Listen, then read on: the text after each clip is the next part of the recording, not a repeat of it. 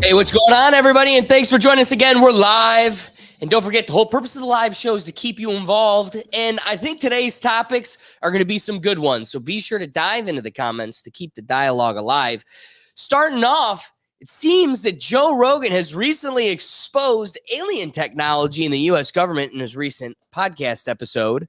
Following that up, a misbehaved child at an art museum has costed his parents a whopping $132,000 debt. What a story. And finally, we're going to wrap it up here. You're not going to find this anywhere besides in the dialogue of the show. It's not going to be in the thumbnail or anything else because we got to avoid the algorithms. But Donald Trump is assembling his Avengers, and, the pot got sweeter. I didn't think it could, but it's turning into quite the honeypot. So before we divulge into all of that, let me introduce the Pickle Gallery. Joining us in the wing, the digital wing here first, Silent Destroyer. Silent, how you doing today, brother? Hey, guys, I'm doing great. How's everybody doing? Hey, it's a beautiful day, right? Can't complain. Can't complain. How you doing today? I'm doing fantastic. I'm really excited for this show. Let's get it going. Hey, let's get it. And finally, joining us as always from Just Another Day TV, Ricky, how you doing today? I'm blessed, brother. We outside.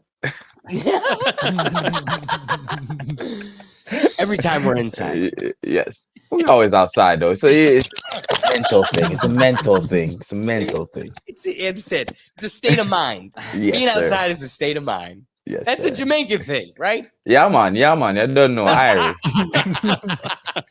You'll find your beach.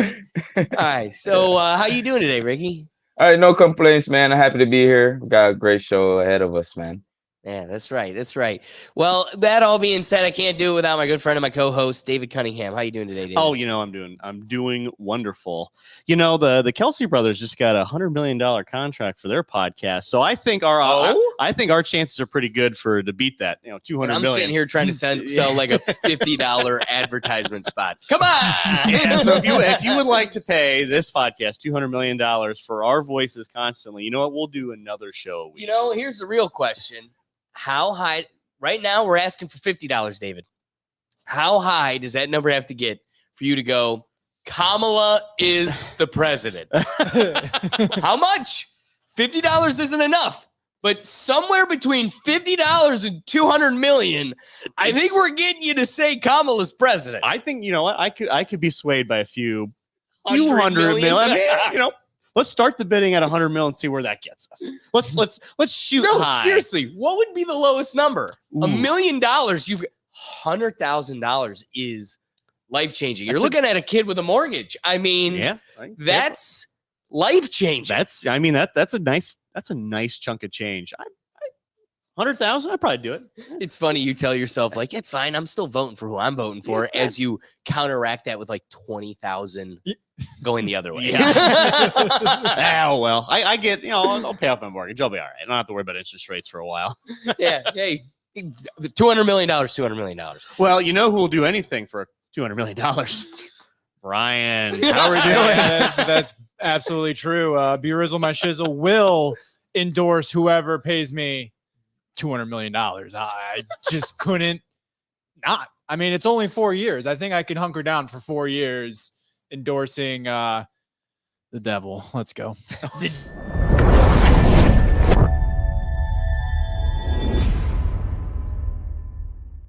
So for the first topic of the day here, we're looking at episode 2194, Luis Elizondo. All right, so Louis or Louise, this gentleman is a former head of the Pentagon's Advanced Aerospace Threat Identification Program.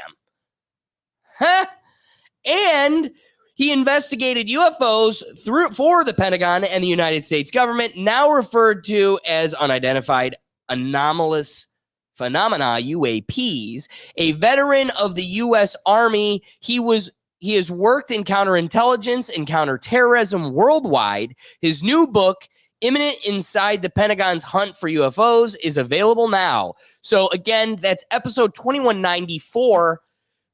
Here, before we kind of dive into the episode, we're going to let the episode speak for itself. But I propose one thing to the Davids of the world, whether that be my staunch co-host or my father, the Davids tend to always lean on, if these conspiracy theories were true and the government was hiding all these secrets, somebody would be saying something somewhere sometime. And yet when they come out and talk to us, we just don't listen. Like, that's just also the balance to this whole thing. So I'm just going to suggest, David, when the folks come and tell you, okay, I was working for the Pentagon, this is the boots on the ground, I suggest if you're going to use as the mechanism of evaluating this, why aren't the folks talking? Well, when the folks talk, listen. So, Brian, can we go to the JRE clip 1 here?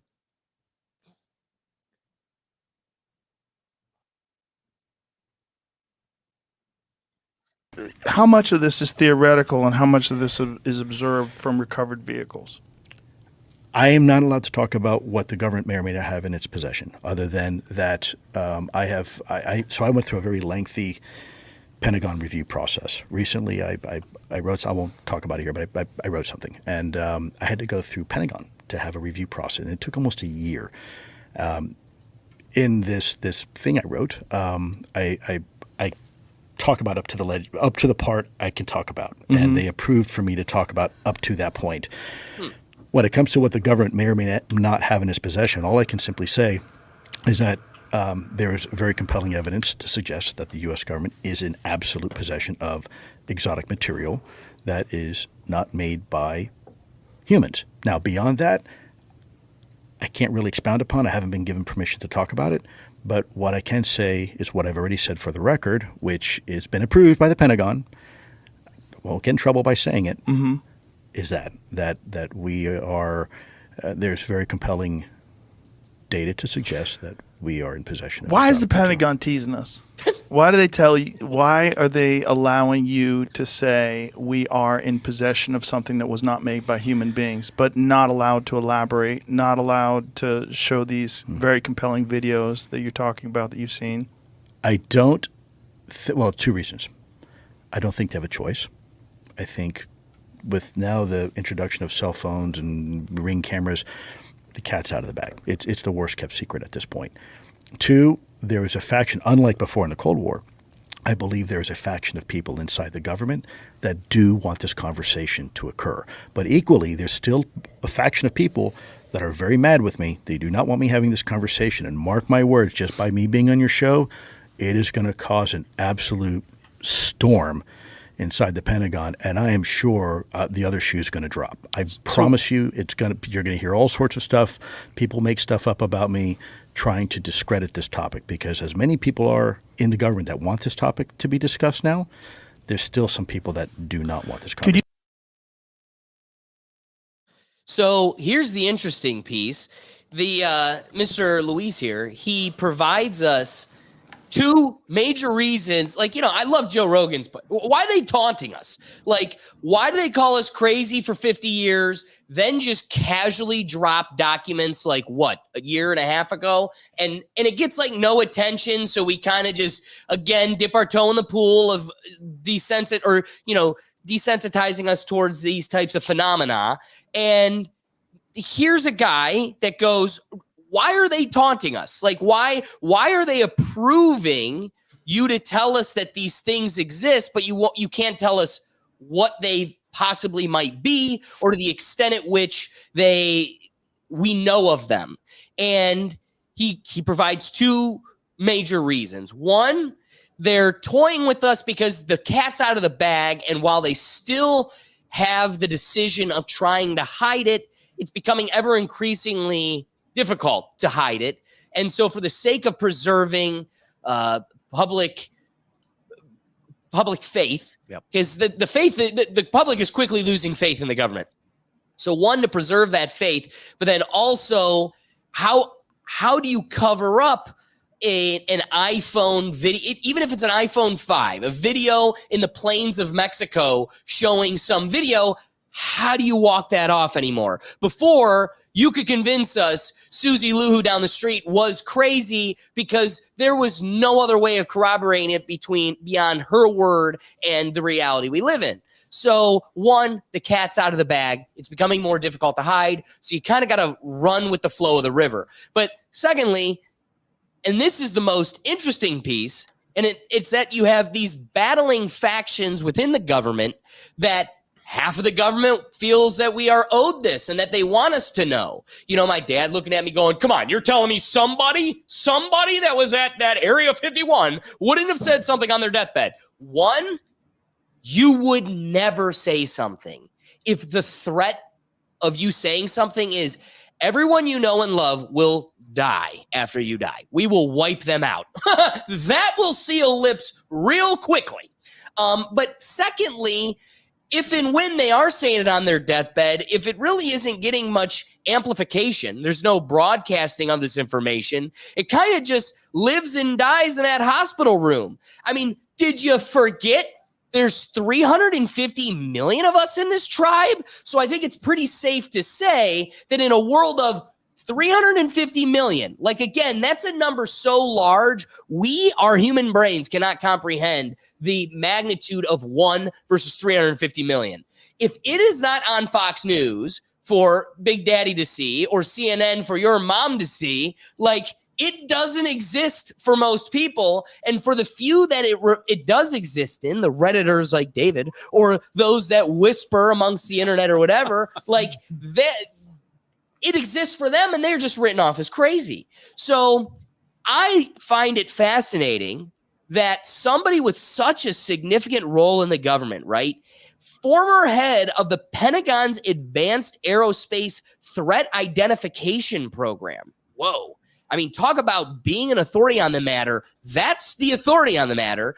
For this guy to go to the government, submit an essay, to have a long form 3-hour conversation saying these are all the. So I want to give one last major piece to take on that I think validates a lot of what you could experience in this podcast. He talks about those with United States classification clearance. And that is like a really hot commodity in the political sphere. If you were somebody that wanted to get involved in government, you really can sell your clearance to kind of climb the political ladder. If you wanted to go to different roles within the government, something that can help you kind of go across the monkey bars is the clearance that you're given. So I have a friend that had classification in a military role in Saudi Arabia. That's an incredibly difficult role to have. And the lengths he would go to preserve that role, to ensure that even if something happens with my job here in this military base, I have the ability to go elsewhere and there's a high demand. It's kind of like a good analogy would be liquor licenses within your city, right? There's only so many of them. It can be increased, it can be decreased by the city or the state, but there's only so many of them. They're total approval, and the second they're gone forever. So you like work even harder to make sure you preserve it. So here's a guy that goes on probably a 15, 20-minute conversation about his clearance and the lengths that he needs to go to have this conversation, but also preserve that clearance. Because I got to go back and still have this thing. Like I gotta have the validity that I walked in with. So to accomplish that goal, he presents the Pentagon with an essay that suggests everything he wants to talk about. And for him, he needs to walk as close to the line in that essay as he can without crossing it, because they're not going to tell him what needs to be removed, what he can and can't say. It's either total approval or total disapproval. So he had to speak within the confines of the essay he presented to the Pentagon. So there are points at which Joe Rogan kind of fishes further and he's like, I can only give you this much, but I can't give you the whole picture. Brian, if we could go to JRE 2, this kind of gives a further explanation of that clearance element. And the government's response was, no, not familiar with it. Well, Here's the actual report from the Department of Defense. This is the actual intelligence report that was released through FOIA. There's a gentleman out there who runs a site called the Black Vault. His name is John Greenwald. He's probably the world authority on Freedom of Information Act, and he has a wealth of data that is out available to the public that he has received from the government. This is one of those documents. This is the document that our own government has no idea apparently exists. I like how they write it in all caps. Yeah, that's through the old reporting. So obviously there's some people that don't want this to be released. And obviously there's some people that think that the general public has a right to know. I believe so. That's been my observations and my experience. Well, that makes sense. You know, I mean, like when everybody says the CIA does this, like, okay, who? Well, who in the CIA? I didn't right? finish though the other part, right? So if they're not here for if they're not friendly, right, that leaves them neutral like us, right, or benevolent. Benevolent. Now, from a military perspective, and I just want to caveat, I don't agree with this, but I can respect the understanding. You, sir, are a general, and I say to you, we cannot prove that they're not here to do something bad. But what we do know is that they can interfere. They're very interested in our military capabilities, and they have interfered with our nuclear capabilities, right? Mm-hmm. From a military perspective, that looks an awful lot like something we call IPB, Initial Preparations of the Battle Space, or perhaps even ISR, Intelligence, Surveillance, and Reconnaissance. Whenever we're going to go into a foreign country and invade, we do long-range surveillance. We want to know how the enemy operates, how they react. So even if there's a 2% chance, 5% chance that these things are here to do something malevolent, right? Mm-hmm. Then we probably should not tip our hands to the fact that we are aware of it publicly, because what happens the moment that the bad guys in a foreign country find our surveillance team over the border? We've got 12 hours. We got to invade, because the element of surprise is now over. So some may feel in the government the mere fact of acknowledging this, if there is some sort of malintent, may push up artificially a clock that exists somewhere for these things to say, okay, the foolish humans are now, the cat's out of the bag. They know we're here. We need to go in now for whatever reason they may have. So that is the military mindset potentially of some of these individuals who want to keep this secret. So they're worried about an actual invasion. Well, but they have to be. That is right, that is the role of our national security apparatus, right? Even if there's a 1% chance, right, they have to consider that in their planning and in their decision-making matrix. So, again, going back to what I said, I respect that. I don't agree with it, but I can respect that. If that is the reason why. So again, there's validity behind these decisions, and I recognize why they have to make these decisions. And beyond just the report that he presents in the clip that we showed, there's a plethora of different documents and evidence that they go through throughout the podcast that really presents a foundation. I mean, you want to get excited. It's like when we started talking about this as kids, when you started a podcast 5-6 years ago, and you're like, hopefully one day we're talking about how aliens are, like, you imagine, and it's here, and it feels surreal. It's like it's in your face, but it kind of happened so slowly that it doesn't feel that, okay, like, is it real? Are we here? It's like, no. The government is now on one of the biggest platforms in the world and has admitted to the fact that this exists. I mean, they start going into the details of the ships. Some of the ships that he was intimately experiencing were wedge-shaped. Can you go into details further? No. The classification that I was given is that I could provide you wedge-shaped. Going beyond that is where I'm limited. So there's points where you get to the line and you get right up to it, but we can't cross it. And there's a respect for why he has to do that, but it also legitimizes the whole thing.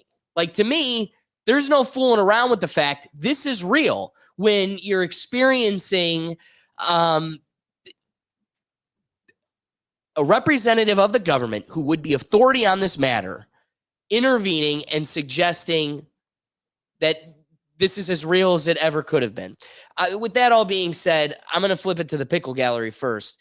I don't know. Silent, what do you think? I think this is one of those things where you're crazy until you're right. It's very simple for a lot of these guys, right?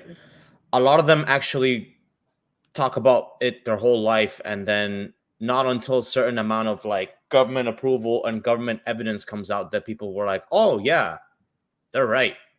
You know, because at the beginning, people are going to call you crazy because you have no evidence. But as we see, and as he was talking about, there's a lot of things that they know that they have a lot of solid evidence for that they just can't talk about because it's a security compromise. They can lose their jobs. They can compromise the country. They can compromise the military.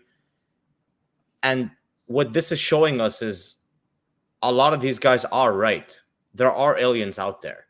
It's just that the proof that we have seen, you know, all the videos that have leaked, all the, like you said, like the iPhone cameras, the Ring cameras, the security cameras, the random people filming skies at night, it's all eventually going to come out. And I think the government is definitely cushioning the pad so that it's not a big shock for people. And they're kind of slowly normalizing and releasing. It's like, oh yeah, all those crazy conspiracy theorists and alien dudes, yeah, they were right. Here's the evidence. Here's the report. Right. You know? And that's what kind of validates it all, really, because until you've either seen it with your own eyes or experienced it, or you know a government official or military person that has experienced it and like that has maybe told you about it or like leaked information about it or whatever, it's not going to be solidified until the government comes out and says, yeah, this is it. They're right. Here's the report, you know? Right. And Silent, honestly, just further pushing why it's such a great listen. Episode 2194. I totally suggest you listening to it because they also go into, because he's not allowed to suggest what he knows about what these entities are. He can talk about the phenomena surrounding them, the things that we have experienced or documented, but he can't go into what's been documented or proved about what they are. And he keeps that door open and he kind of exercises the muscle of thinking about it by suggesting, one, we know that they have likely been living among us. Your first thought goes to, you know, lizards in skin suits walking amongst your city streets just like us. That isn't what he was suggesting. If 5% of the greatest mass of this earth, which is our oceans, is what we have actually known and researched, and beyond 95% of it is totally undocumented and unknown to us. You know, when a lot of these aerospace military men have experienced, you know, tic-tac shaped objects jetting straight into the ocean, makes you wonder what else could be living among. He goes, there was a eureka moment in like the early 1900s when we were finally able to put a piece of glass in front of a tube and see microorganisms. The eureka, there's micro life. And I think they call them, you know, mini beasts or something. And it's like, imagine there, and he goes into a whole conversation of how the sizes of organisms can really only experience a tier above and a tier below. They can't really go beyond that. You can't experience the universe, and you're in it, but you can't experience it. And it's one of those, what else is around us that has always been here that we're not able to understand and know? And I only kind of propose that because, as you suggested, Silent, we don't know what this could be. Clearly, there are people amongst us that do know, and it isn't their place to safeguard that. And there's a huge philosophical, theological conversation that is to be had about our existence that's being gate-kept. And again, as I feel disgruntled about that, we got to keep that on balance with, you know, the military reasoning as presented by the interview, which is, you know, if we were observing a potential threat, we wouldn't want them to know about us. The second they did, we'd have to completely intervene or we lost the element of surprise. So you could see a military aspect of like, don't let them know we know, or else they're going to just come in and vaporize us. So I don't know. Ricky, what are your thoughts? With the thought of like, we just gotta like observe and see what's going on. I agree with him. We don't really need to know, like, protect us. We don't want to freak out. We're already freaking out about the stupidest shit in society nowadays. So true. So, like, we don't really need it on our plate, but we should know at least, like, okay, we're actually not the only species in the universe. Yeah, we don't need to know all the nitty gritty of what's going on behind the scenes. We don't need to know y'all plans, y'all strategy, or nothing. But if the mindset is, oh, we might let the cat out of the bag, and they're just coming after, they're rising out of the ocean. You know, there's like a million ships just rise out of the ocean. It's kind of crazy. I stand with them. But we want to know how all this shit started, where it's going, like, you know. I respect it. David, what are your thoughts? I have a few here. So I don't think anyone else is concerned about a active government agent speaking on the record about UFOs. That seems a little casual for right. And for it's the not even like government. on the record. It's just like on an internet show. Yeah, so it's like, that already just puts off a signal in my head here. Is like, is this a psyop? Is this possibly Have someone... you caught a little bit of the rethink tank sneeze? Well, I have to be the only one because everyone's just buying this hook, line, sinker. I'm just going, this is a government employee saying government documents. This is what I'm allowed to talk about. That seems a little odd, don't you think? So also, this isn't the first time Joe Rogan's had someone that claims they are from the government or even from the government and said, hey, this stuff's out there. But none of it's consistent. It's all different stuff. It's his description of, like Alan Lazard, his description of things a little bit different. Dude, I got to tell you, you should listen to this podcast because he's never met Bob Lazar.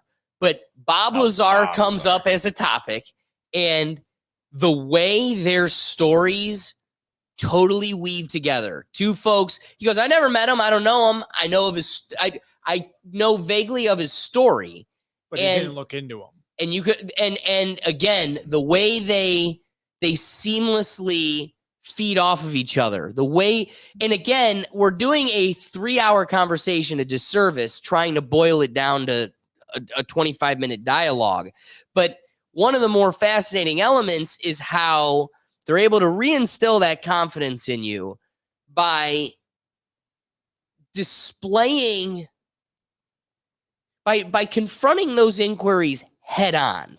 Like, I wish I had more clips. Really, I wish I could just show you the whole podcast. If we could just do a reaction to the whole thing, it would do a better service than me trying to explain how, again, if my position was every inquiry is hit dead on, your position as you present here, the Bob Lazar point, the way he's able to say, okay, I can't talk about it totally, but here is how the government has been researching these in a compartmentalized fashion.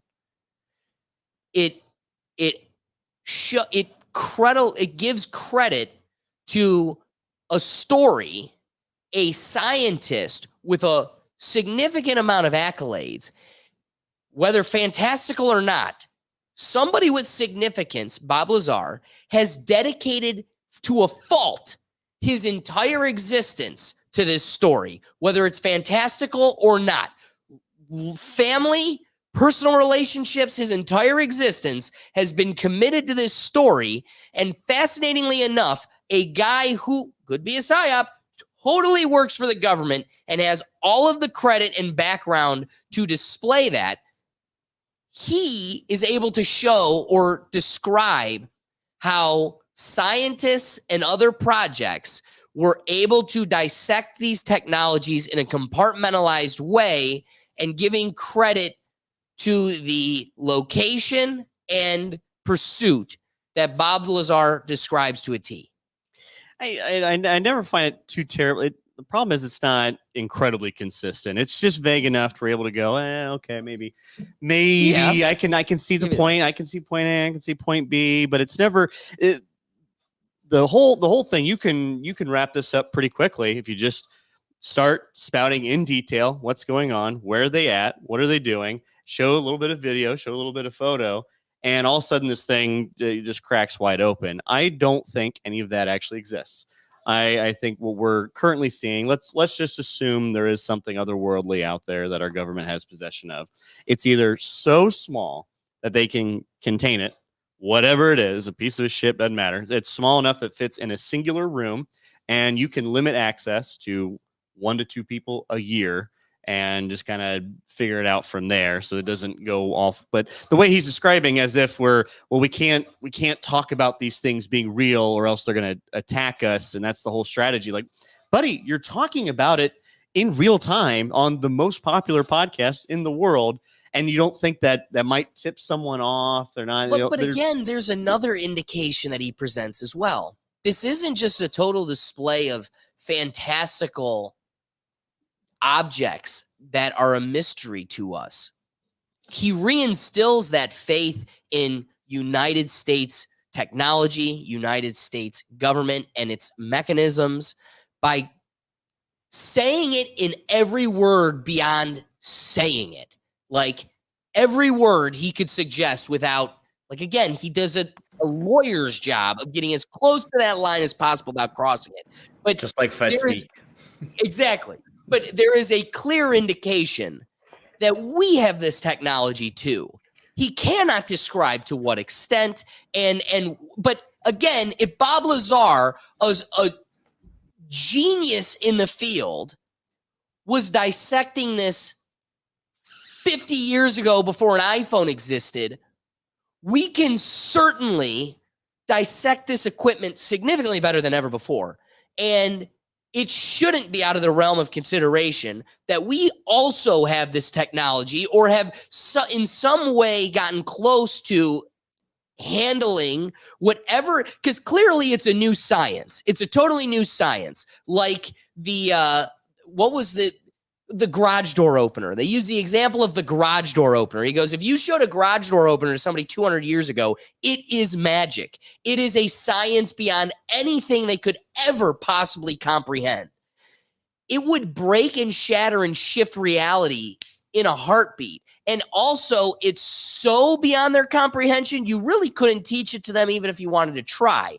There is a good chance that there is a scientific mechanism within our $100 billion military that they have accomplished that goal. And until Russia and China start flying this shit around too, they're just mastering it further in a desert in Mexico or a building underground in Colorado.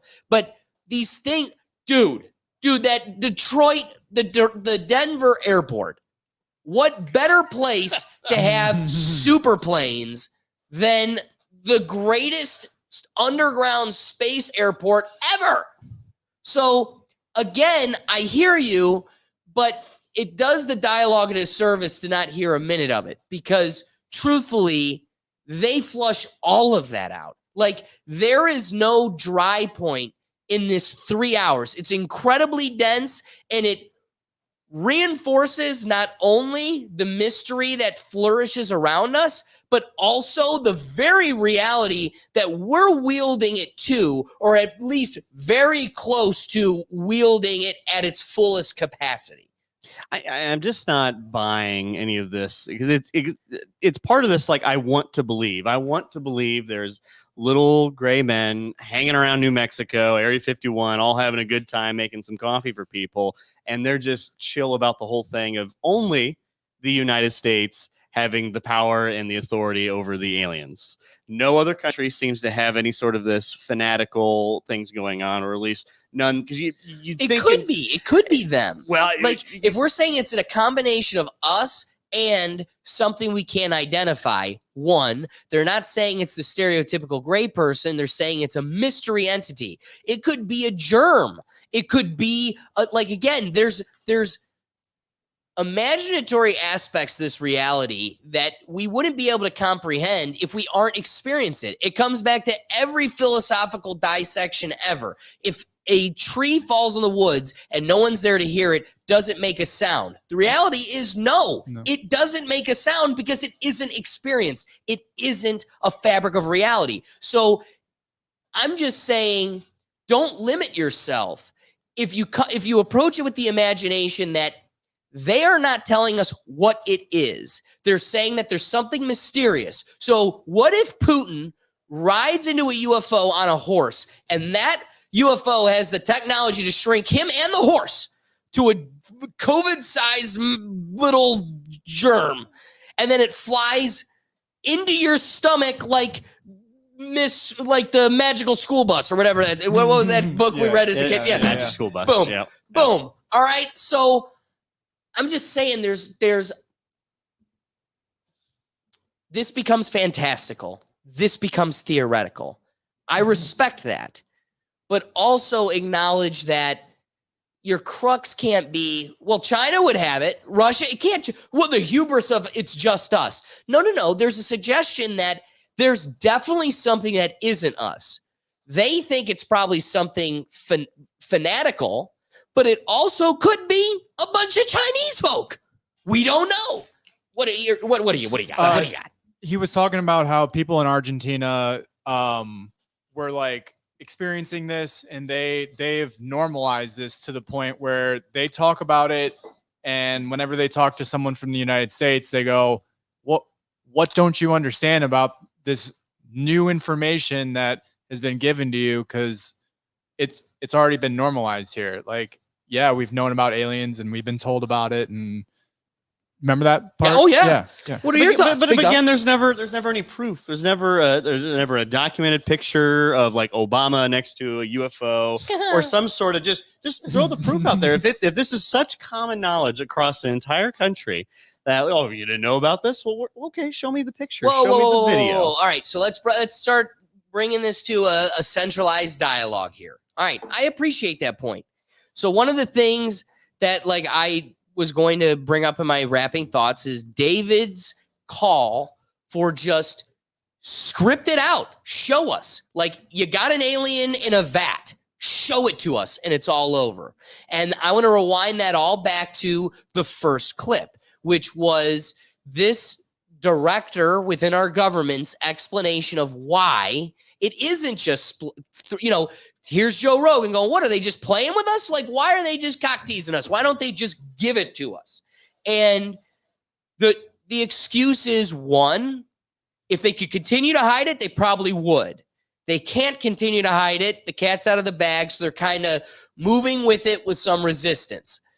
The other reason of why, if you want me to know, David, they don't want you to know. They don't want you to know. But there is a faction within our government that finds it important for us to know. They are suggesting that we should know. And they're in combatants with probably old heads that have been there for a long time. I mean, how about this? There's a giant section within that podcast that talks about the culpability and legal liability for the folks within our government the day this is legitimate fabric of our reality. Why don't they just pull out the alien and shred it through town? Because a whole bunch of assholes that have a beach house are going to owe a lot of money for lives they've ruined and lies they've told. So they're kind of like, let us die first. So you've got a bunch of old heads that have an incentive in hiding this. You've got tradition that is incentivized in hiding this. There are case studies that show experienced tribes like, Brian's over there bringing up Argentina. There's this example of a tribe where 5,000 folks, there was an experience at night.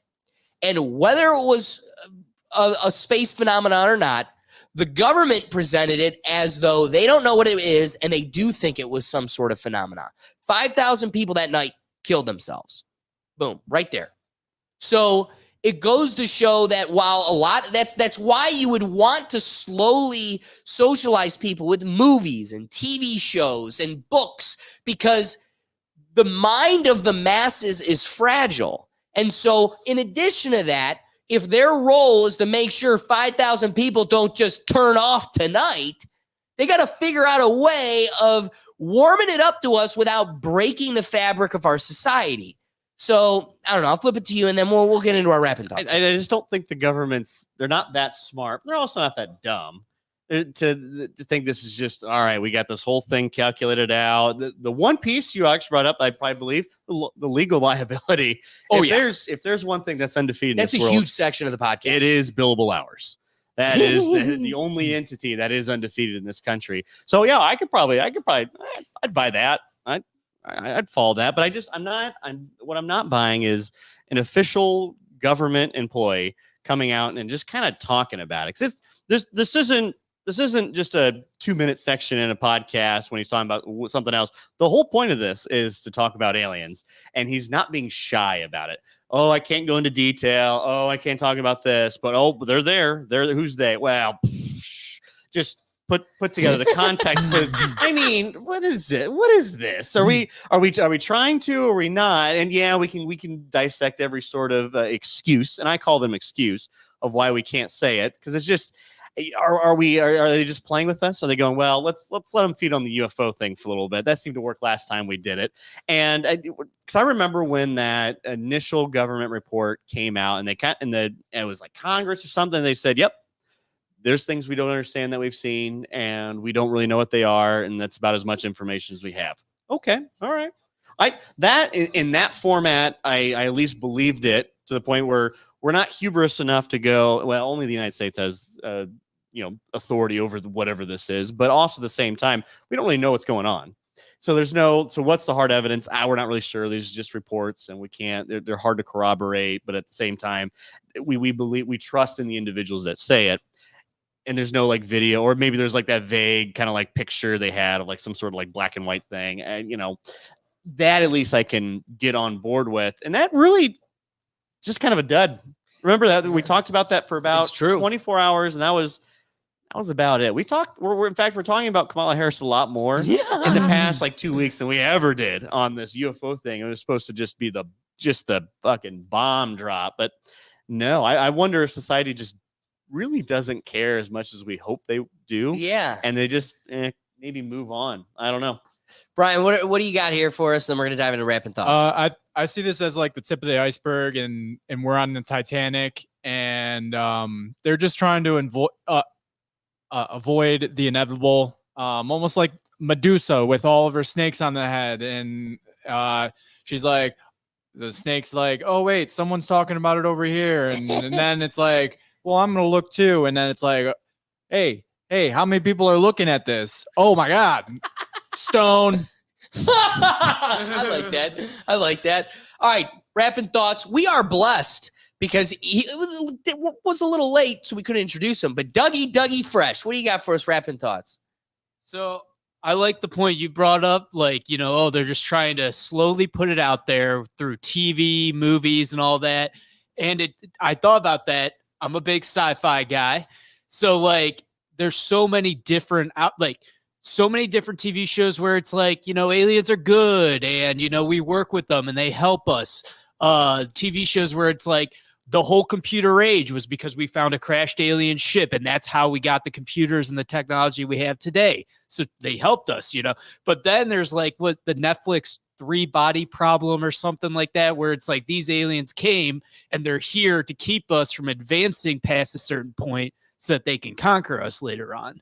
So it's like, yeah, well, TV is like mostly pushes like, oh, aliens are good. We learn from them. They help us. But then there are like the other ones where it's just the opposite. Like aliens are here to kill us. Like Independence Day movies back in the day. Right. So it's like they're definitely pushing some sort of alien narrative. Problem is they're confusing everybody. Yeah, well, I think that's part of the purpose too, is to keep it smoke and mirrors and keep you in the vague. So that being said, Silent, what are your rapid thoughts? I personally think it's not really going to matter whether they come out and say it in our generation or our lifetime or not, because I think by the time they come out with that information, everybody's going to be so busy and so occupied just trying to survive in this world that nobody's really going to care that much, to be honest. So we're going to be living in like Mad Max world, and it'll be like the last thing we care about is aliens. Right, exactly. And that's honestly my prediction, because as you said, there's probably like an old guard that's definitely keeping this under the wraps, even though they shouldn't be, some would argue. But then again, if they do come out and show everybody with evidence, like David said, like a picture or some sort of like photo of a president or something, like hard proof, hard evidence that, okay, yeah, there are aliens, yes, they do exist, here's the evidence. What's that gonna do? If you think about it, like for the average person, it's not really gonna do much. So that's why I think most people are not really gonna care once they do eventually come out and full on display, like, yep, there's aliens, here's the evidence. No, I Spread eagle. Yeah. It's probe time, baby. Yeah. Ricky, what are your thoughts? If it ain't in front of me, man, I ain't really worried about it, honestly. That's true. As Silent just said, there's a lot of shit going on in our personal life and just in the world in general. And we don't really, honestly, we don't really care enough what's really going on in the world. Like we may say we do, but we really don't if it's not in our backyard. So I don't got no aliens in front of me. I hope they chilling. I hope they ain't here to kill us. Come smoke one with your boy. Hey. All right. Okay, for my rapid thoughts here, Brian, can you bring in this clip 3 here? I think this kind of wraps it up perfectly. My point. Sort of conversation being had in the government about what these things potentially are? Not to my knowledge, and I sure hope not, because I don't think the government, this is a conversation, this is where I go back to, this is a conversation that involves a lot of people, whether it's your priest or your rabbi or your imam, or it is your philosophy teacher at the university. I think we're getting into an area now that is beyond national security. And I'm honestly, Joe, I'm not comfortable with my government taking that aspect on because, frankly, I don't trust my government to manage what I should think about something. Tell me what is, I'm okay with. Right. But don't tell me how to think about it. Don't tell me how to process that, because now you're overstepping your bounds. I'm telling you, that to me is the crux of the point. I appreciate the role of the government. Truth is, government that's tapping in here because you're running just crazy rogue agencies, and I know you're listening to me. Truth is, you're not doing a good job at it, and I'm not the biggest fan of what you're doing. So I like the pursuit. It's a good goal. You're not achieving it. And in that role, we need to re-articulate what that is. Let's re-articulate what your role is. And one, it's to keep us secure and protected. As this conversation, this long and dense conversation continues to nod, I can respect the fact that there is diplomacy issues that need to be considered as you're trying to traverse this complicated conversation that completely changes our reality, takes reality as we know it, science as we know it, shifts it entirely. If you have a machine that isn't running on combustion and that is zipping through the air into the water and can like camouflage into transparency, that is a technology we don't have. So whatever it is utilizing would change our sciences entirely, just like the microwave changed heating up macaroni. So I suggest that because the strongest point presented throughout this whole conversation, as seen in this clip, is reminding what that role is, which is you present me the information. It is my role then to do with it as I will. I will make of it and dissect it and try to come to my own personal conclusions, but it isn't for you to interpret and conclude for me. And this is that gray area.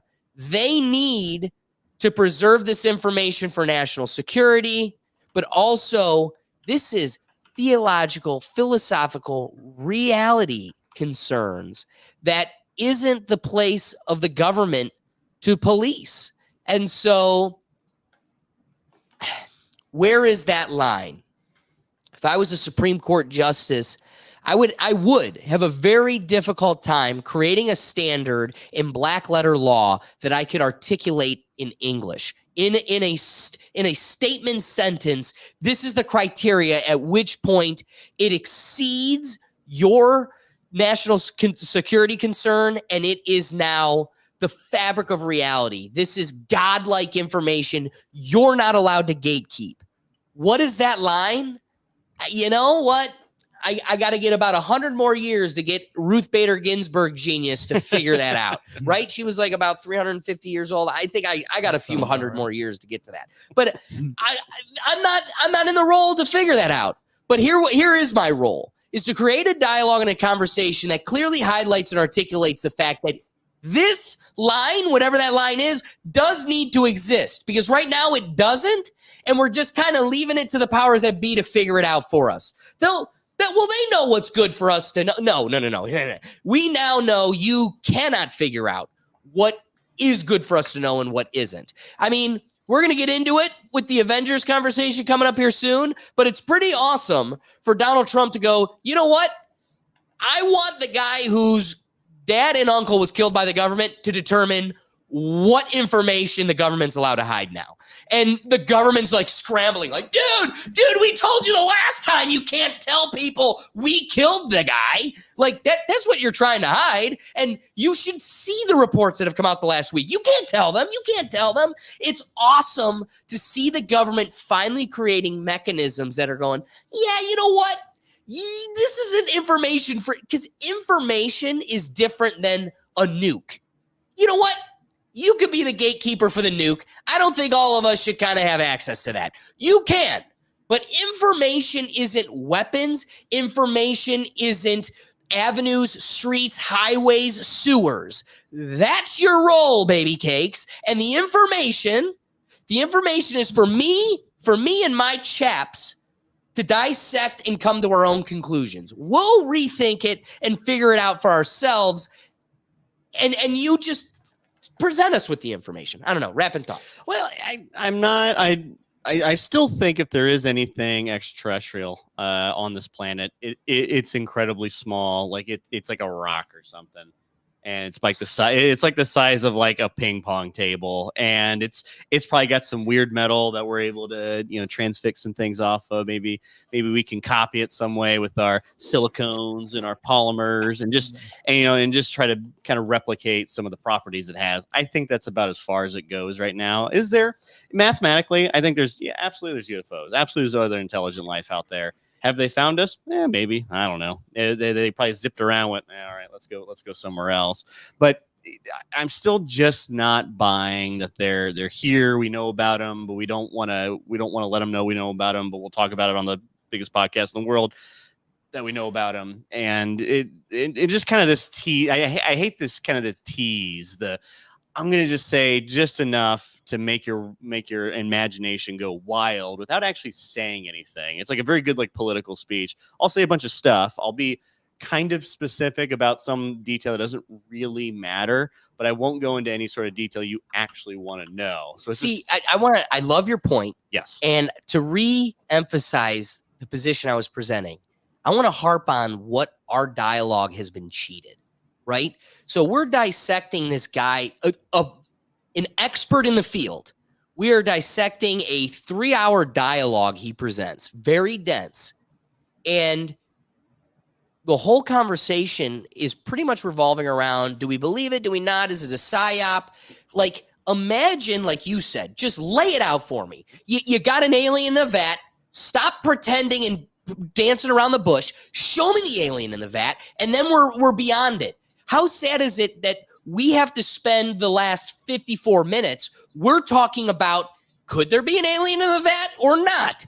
Imagine what the dialogue about our reality, about God, about this universe, all people die. What happens then? What happens prior to us? What's life before us? What's life after us? These great mystical, philosophical inquiries that we don't even get to start because we're still trying to figure out even if there is an alien in the vat. So to me, it even further emphasizes what I was trying to present on what they are cheating us. And I truly believe there is no security risk that outweighs the very foundational reality to our existence. You don't get to play with that because now Imagine the day we find out we're on a flat thing in a dome that's been manipulated by aliens. Oh, Then my. what? Oh. You're going to say we've been like picking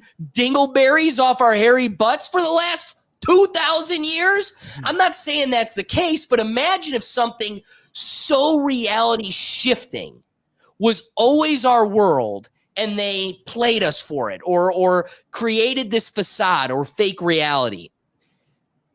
What did you cheat humanity and this experience by knowing that and gatekeeping it? And where do you get that self-righteous authority to think you can? But I think we're at the point now, even if they do come out and say it, I think you're just kind of people who don't believe it. They get hook, line, sinker, just have every piece of information you could possibly want to know about this, and then just go, half the world probably go be like, I don't know, it looks like AI. Look at his fingers, it looks a little odd. It would just devolve into that conversation, even if it is real. And I think we're not quite as homogenous as we used to be in like the 80s or like really a lot earlier, where a lot of our shared experiences through even media and pop culture are roughly the same. Well, now it's your experience with knowing the aliens exist and my experience the aliens don't exist probably a little bit different from each other. And then the profound impact of that is also just going to be fractured and just going to keep going down these lines. When everyone has different experiences relative to the information we all receive, does that actually shatter the fabric of our society as much as it would have 20, 30 years ago? I think we're at a point now where I don't know if we're mature enough to handle it, but we're definitely like, God, I don't know. I want to worry about this next election. That's probably the thought of some folks. Like, I bet if the alien exists, he'd probably have stock options and he'd be able to pick and choose what, he gets all the insider information and there we go. He'd probably run for government, really. That's a great point. Brian, rapid thoughts. Well, we know that they would have housing and food. I think they get a free cell phone and $2,000 in spending cash. Yeah. So I think this is the whole like Schrodinger's cat. Like, if is the cat alive? Is it dead? We don't know until we open the box. And so I think that's the argument you were getting at. And I didn't know this, or it didn't really register until he said it in the podcast about the trust in the government and the spy laws in the 70s, how they had to implement that with spying on U.S. citizens and how like they shouldn't be doing that, and they had to pass laws so to prevent that from wasting all of our what was it called, intelligence. What is it? Specialized Resources. Intelligence. Right. Utilizing that on our own citizens. Right. You can't use domestically the surveillance equipment. Yeah. So you can't domestically use it on our own citizens, and yet. But again, And that's- if you that's catch them going with breaking the the law, trust. you got to hide in Russia for the rest of your life. So It's real. That's all I got. Try and catch me. Catch me breaking my own laws. I dare you. All right, this next topic is an interesting one. I have a lot to say about something that's just so remote and so, minute, but I think it has bigger social implications that I think we could talk about. So, this young boy is at a museum with his mom and pa and brother and sister. I think it's just another sibling. And he runs a little reckless at an art museum, pulls down a piece of art, and ends up costing his family $132,000 in debt. So here's this piece, this kid right here. He is playing on the art piece, loses control of it, crash. Really took him with him. Now mom finally comes back into the scene. So here's what's interesting. There's this whole news bit about, how the family's crippled now because it's cost them $132,000 and they're going to probably lose their house, and how we all need to feel bad for the financial situation they're in. But again, the mom had left the scene because she had this other crying. I mean, again, she's holding the kid, consoling it. My dad would have had my ass bruised. Oh, I would have been beat. My mom would have been pissed I ruined an art piece. Rock My bottom. dad would have beat me for losing the money. Yeah. So, I mean, this comes back to something that I've kind of felt about our society for a while now. And it's that we sit here and we say, like, Johnny, are you sure you want to do that? Like, we're trying to parent with politeness. And then we're wondering why we're left with this unruly monstrosity of a society. Nobody knows how to behave. Nobody knows how to respect authority and their elders. Everybody is just narcissists living in their own world. And we wonder what could have caused this. And it's because, one, there's never been a force that has compelled you to respect authority. If you're calling your dad Todd, already there's a step of authority that's removed that changes the whole dynamic.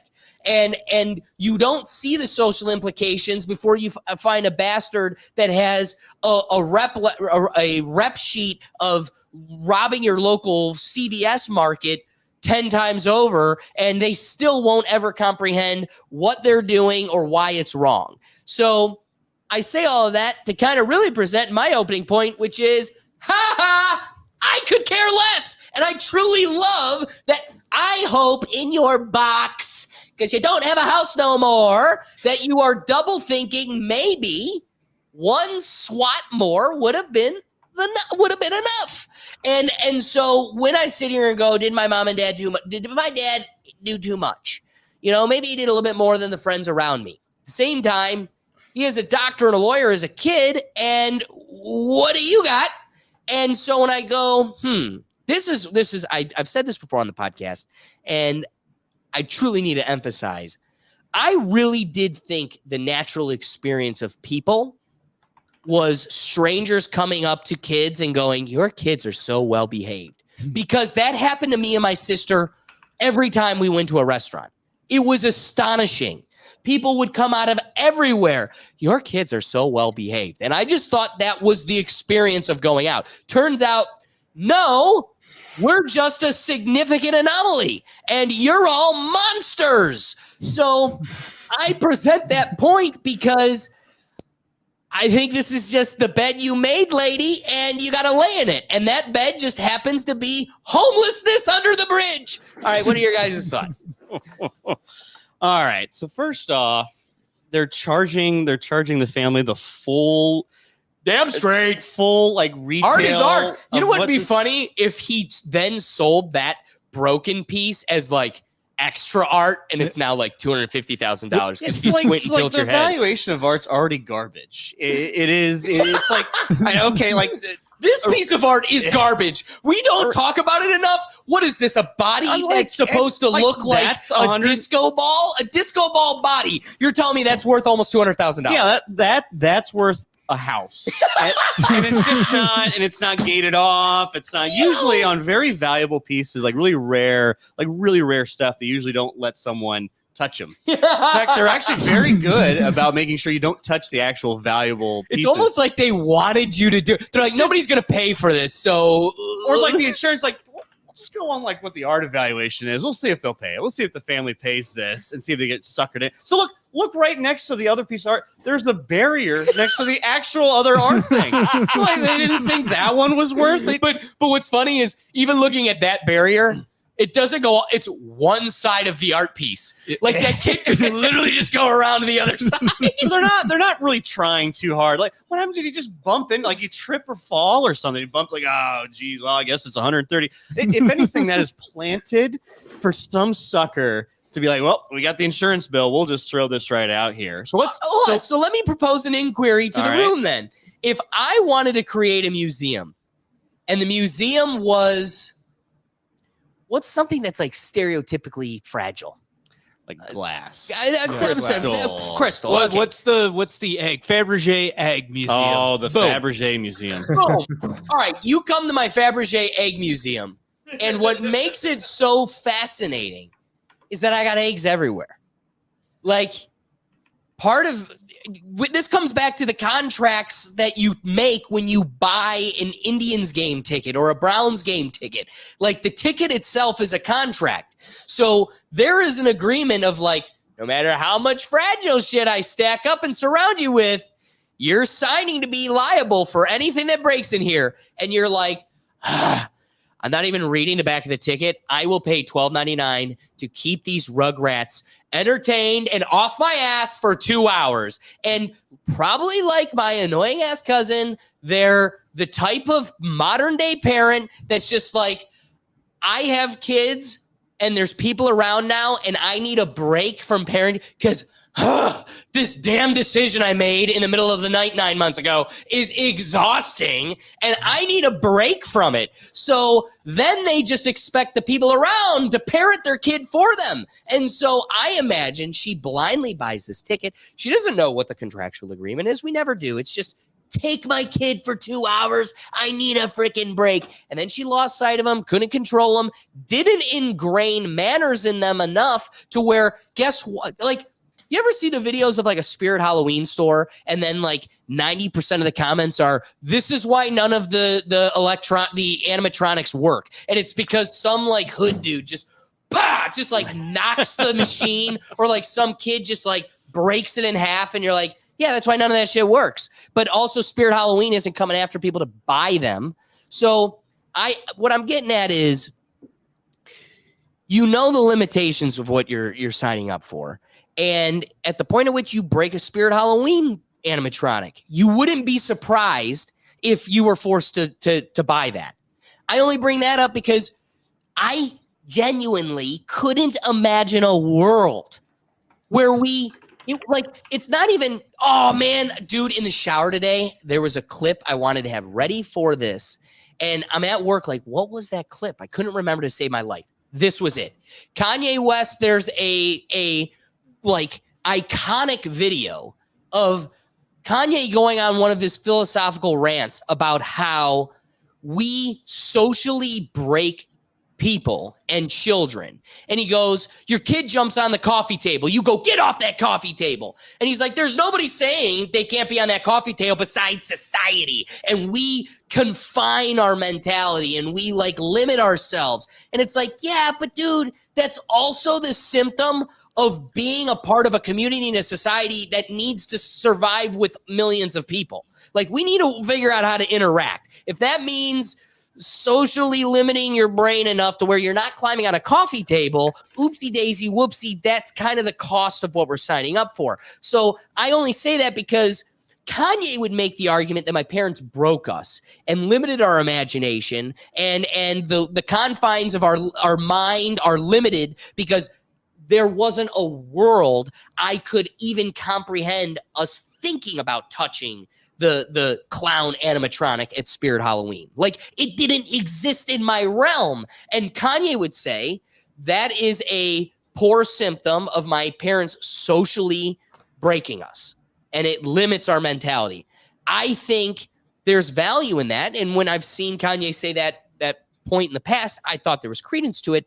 But it isn't a universal law. It isn't something universally applied because there's truths to, listen, you need to be on the right side of the road. Like, it doesn't matter how bad Kanye makes you want to go on the left. You can't. You're not allowed. I told you you're not allowed. So to me, there's a balance there. I like the fun, philosophical, theoretical dialogue his point presents, but we also need to acknowledge that, but there are necessary reasons for those limitations. I think we're also making the assumption that this parents were just awful and didn't actually parent the kids, not do that.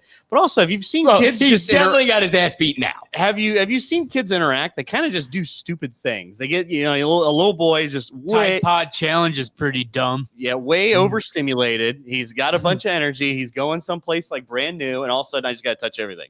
Regardless, no matter how many times that kid maybe got slapped in the ass for like, hey, I disagree. Don't. I disagree. I don't. As somebody with a significant toll of ass slaps in the book, I'll tell you, that shit works. It works. Hold on. All right, Your point has value if anybody in this dialogue, or you can bring up an example of a person with a high toll of ass slaps and still is a monster at the museum or at a restaurant. I'm sure there is. I'm sure they're out there. I'm sure there. You don't have an example. There's I have a list of 300 million examples. people in the United States, and there's not one person who just had infinite amount of ass slappings, and like, well, I'm still gonna be a piece of shit. How many times can someone go to jail for stealing a Kia and then just get let go? Okay, but now we're going down a different road. Like enough trauma. But hold on. Boom.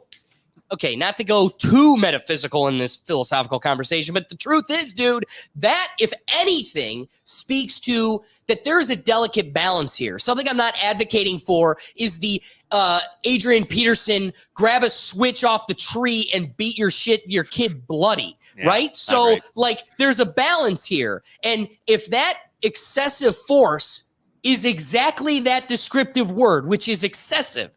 It isn't well-balanced and healthy force. It's excessive force. You are going to create trauma. You are going to create adverse results. So the truth is, you're not allowed. That actually, your example you need to lean on is not one within the realm that I'm trying to present. The drunk father that beats his kid beyond a healthy point. Like, it may have been that my dad kind of got to the gray area, maybe did it a little too many times, but what we can say by the results is he never crossed that line. And it's a gray area. He may have been able to do it a little bit less. He could have probably gotten away with a little bit more. But at the same time, in this little realm of where he did and didn't do it, it worked. It worked. So at the point at which you're getting that adverse result where you beat your kid senseless with a tree stick and now he's a monster. That's called a switch. Yes, I used that word earlier. Thank you, Doug. Thank you. But at the point at which it exceeds that point, you are now the example that furthers my point, that you could go beyond the balance and you do too much, and now it's the adverse result. Now you've got a monster that, like you said, has a rep sheet that's a constant professional criminal. But I think we're just making the assumption that this kid is just a piece of shit regardless. And no, he's not a piece of shit. He's a brat. He's a brat that didn't get slapped. Does one bad time make for a brat? Oh yeah, I don't think so. I don't think so at all. So we go on results. So you use your very eloquent example of yourself. You did not turn out as bad or knocking over priceless pieces of art. But also the kid's not done growing up either. I don't think we know the age of the kid from the story. Maybe he's like 4 or like 5. I don't know. But this isn't. Oh man, you make one mistake, next thing you know, oh Jesus Christ! Now he gets 2 idiots here on the internet just dragging this kid through the mud. The parents as well. I just don't. I'm not buying that there's this perfect Goldilocks zone that works for every single child and every single parent. And I think there is times where kids just you can't control them. They just kind of do. They just kind of do things, and you can't expect it. And I think this mom had 2 different children, so I'm now trying to find this one runs off, because children run off all the time. Happens constantly. Go to Disney World, go to Universal, and you're like, hey, there's some kid over here, or is this mom, this guy? You hear it all the time. Cedar Point, it happens constantly. So and is that a result of bad parenting? I don't think so. It can be. I mean, it's not unreasonable to say you could have been parented poorly, and then he's just off the rails doing that. But also at the same time, we're looking at one just bad day for this family. It's a bad day for this family. Ryan, what do you got? And so I got. I'm going on the side of what about the museum? Who's appraising this for $132,000? I agree. And if you have something that valuable, where's the security? Why is it protected better? I saw this prank sign. I saw this video of a prank. They hired this security guard off Craigslist, and this dude came up and he was like, and he shoved the guy that he was supposed to be protecting, and then the security guard that was hired off of Craigslist just came in and just took him out. And it was I don't know. You can find people for a pretty cheap price that'll take kids out, I'm sure. I don't know. What else are you thinking? Well, on the topic here of like how this museum just goes and appraises things, and I think there's probably some lawyer out there probably looking at going, did they do enough to actually prevent this from being messed with? Yes, right. Yes, you have the social contract, but to charge, because it seems a little unreasonable to charge $132,000 for a statue that we never really got a clear picture of this. Dude, was a broken or Hunter not. Biden painting is like 5 times that. Yeah, so this is all a racket to begin with, and who's essentially like, we'll just bill it, we'll let them deal with it. 'Cause it was the insurance company that did do that, so maybe they're thinking they can get a quick buck or two, and they'll just settle. Hey, a couple grand. The artist is happy. They never went into detail exactly what this was or showed the result of this. By the video, it wasn't shattered in pieces. It probably is not what its intended use was going to be, obviously, but it's not 130. I find that just asinine. And like couple grand. Okay, well, shit. Fuck, this sucks. But we're just going way above and beyond. I think they just think they can get away with it. Right. This wasn't even the cost of a car. We're not talking like 30, 40,000. This is a house. I don't know. Silent, what do you got for us? What are you thinking? Yeah, that museum definitely failed to secure that piece if it was actually worth that much. And it definitely seems like they're trying to just get a fast one on this mom. That's really what it is. Now, is she the best mom? Probably not, because, you really should not be leaving your kids wandering around anywhere, except maybe a park, or like the beach. She's maybe not where you even can in keep frame, an eye on them. Silent. That's what I mean, right? Like at least somewhere where you still have eyesight of your kids, or somewhere where it's wide and the kid can actually run around without hurting anybody or himself, where he has the space, like I said, like a park or a beach or something. Not a Things museum he can actually climb that's on. surrounded. Yeah, right. Exactly. Like not a Or museum an that's interactive surrounded with. museum. Right. Yeah, an Kosai. interactive museum. God, Exactly. Kosai would get all the energy out of that Yes. kid. And There's a lot of damage those nothing. museums. I've actually been to one where it's like, they project lights on the floor and you can like interact with it and everything moves, and it's a lot of fun. And if you bring kids there, I'm sure they could be running around all over the light rooms and things like that. But yeah, that art is probably not worth what they're saying it's worth. Clearly not. Way. And they're obviously just trying to pull a fast one on the mom here. That's the case, I would say. The sad part is your point has a lot of weight. The reality is, though, even for them to prove it's not 132,000, we really owe you X, it's going to cost tens of thousands of dollars just to legally fight and prove to get the a value. new appraisal of it. Right. That's going to That's cost right. a lot of money. What were your thoughts before we go to Ricky? Well, my thought is, first of all, insurance. That has to be insured. So the fact that they're making this family pay is absurd because insurance covers that. Well, does their life insurance cover it? Well, like think about it. Museums pay so much money for these things. There's no way they're not insured. Like they insure their whole but museum. here's like David's saying, the museum will pay the artist that 132,000. Then they will go after the parents to pay them. Yeah. Usually the museum either has They the don't piece just on cover it. on loan, and they are insuring it with their insurance plan for the Right. museum, or they own it and it's still going to be insured. But just think of it like your car insurance. Whether you own it, you lease it, whatever. If you hit me, my insurance company is going to pay me to make my living situation whole. Then they are going to pay their attorneys and go after you for whatever amount they gave me to make themselves whole, because somebody needs to pay and it isn't them. Well, I pay them to take care of it. my other thing is too, most of these museums are government subsidized. So how are they going to go after a person who bought a ticket and pays taxes for the museum? Like we pay taxes towards these museums Well, in Not our the area. whether museum it's going after the private or parent. public. It's the insurance company Still, that's going after the parent. and even then, a private museum that had to buy all of it, subsidize everything themselves, no tax funding, I'd understand that more. But if this is a government subsidized in some way museum, I'm actually appalled that they're going after them for that much. Again, if you go to Mount Rushmore and you chip George Washington's nose, Well, there's a reason they that's a don't let you public- up there. That's a public. There's a reason they don't let you up there. Why are they letting a kid around the museum at all then? Yes, but theoretically speaking, if you went to this public monument and you chipped Washington's nose, they would sue you, whether they're a public or private entity or experience. And it's probably really it's the insurance company. That's a The felony third- too, by it's the a way. Third party. That would also be a Going in, felony. I Yeah. feel that in any way. Well, my last point too. I despised going to the museum as a kid. My mom was all about going. And Doug was just grabbing there it anything is. he I could. blame the mom for bringing that young kid to a museum. Put the kid outside. Get the kid in a damn sport. He shouldn't be stuck in a museum on a weekend, damn it. Ricky, what are your thoughts? Yo, that's why Doug is a national treasure, bro. Listen, that kid did not want to go see any of those art pieces in that museum.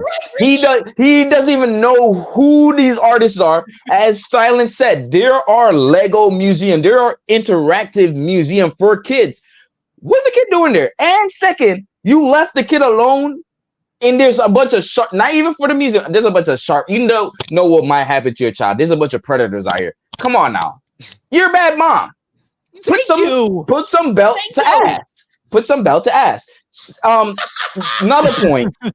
There's another kid looking at the kid like, what the are you doing? Yeah, Like, there is a contrast that of was parented. exactly a disciplined kid and an undisciplined kid. You can't tell me as a parent you're not liable for that.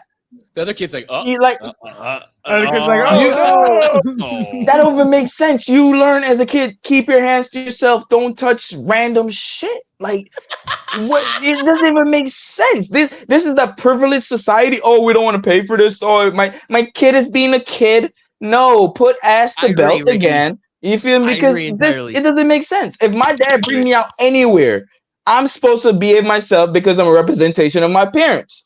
And if I'm not a good representation when I get back home, ask the belt. You know what I mean? It's just the math thing. This is a first world problem. This shit won't happen in Jamaica. This is another first world problem. This won't happen. Even David said earlier, the Kia boys. The Kia boys are like a father. Their mom's trying to do single mom homes, trying to do what a dad's supposed to, like a father. You know what I mean? They're trying. He has some strong moms out here, but that mom. You notice the husband ain't even there? Come on now. You know what I'm saying? Like, there's something there. That kid, they're doing an interview in their kitchen. He's in the Ninja Turtle. That's a badass kid. And if you don't get in line, he's going to be one of the Kia boys. So you got to get in check early. You got to get in check early because it don't make sense. You're going to try to blame the museum and play the sympathy card and be like, oh, my kid. Put belt to ass and your kid won't do this shit. When they go out there, stand, mommy, can I go look over here? Mom, they'll ask permission to do stuff. When he becomes a teenager, he's just gonna do what he wants. The math ain't mathing. Belt to ass. But you know, God, you I guys love said that it you brought earlier. the point back to that. Don't overdo it. Yeah. Like, I had overdoing ass whoopings. Don't overdo it, but there's a way to discipline a kid. Like, take away his like there. First world problems. Hey, I'm just gonna Belt say to it. ass. I'm just gonna say it. What did Ricky's point highlight for me? That I think the extent at which the farmers that which raised David, the farthest they ever took him was maybe like a Staples, so he could climb on some cardboard boxes.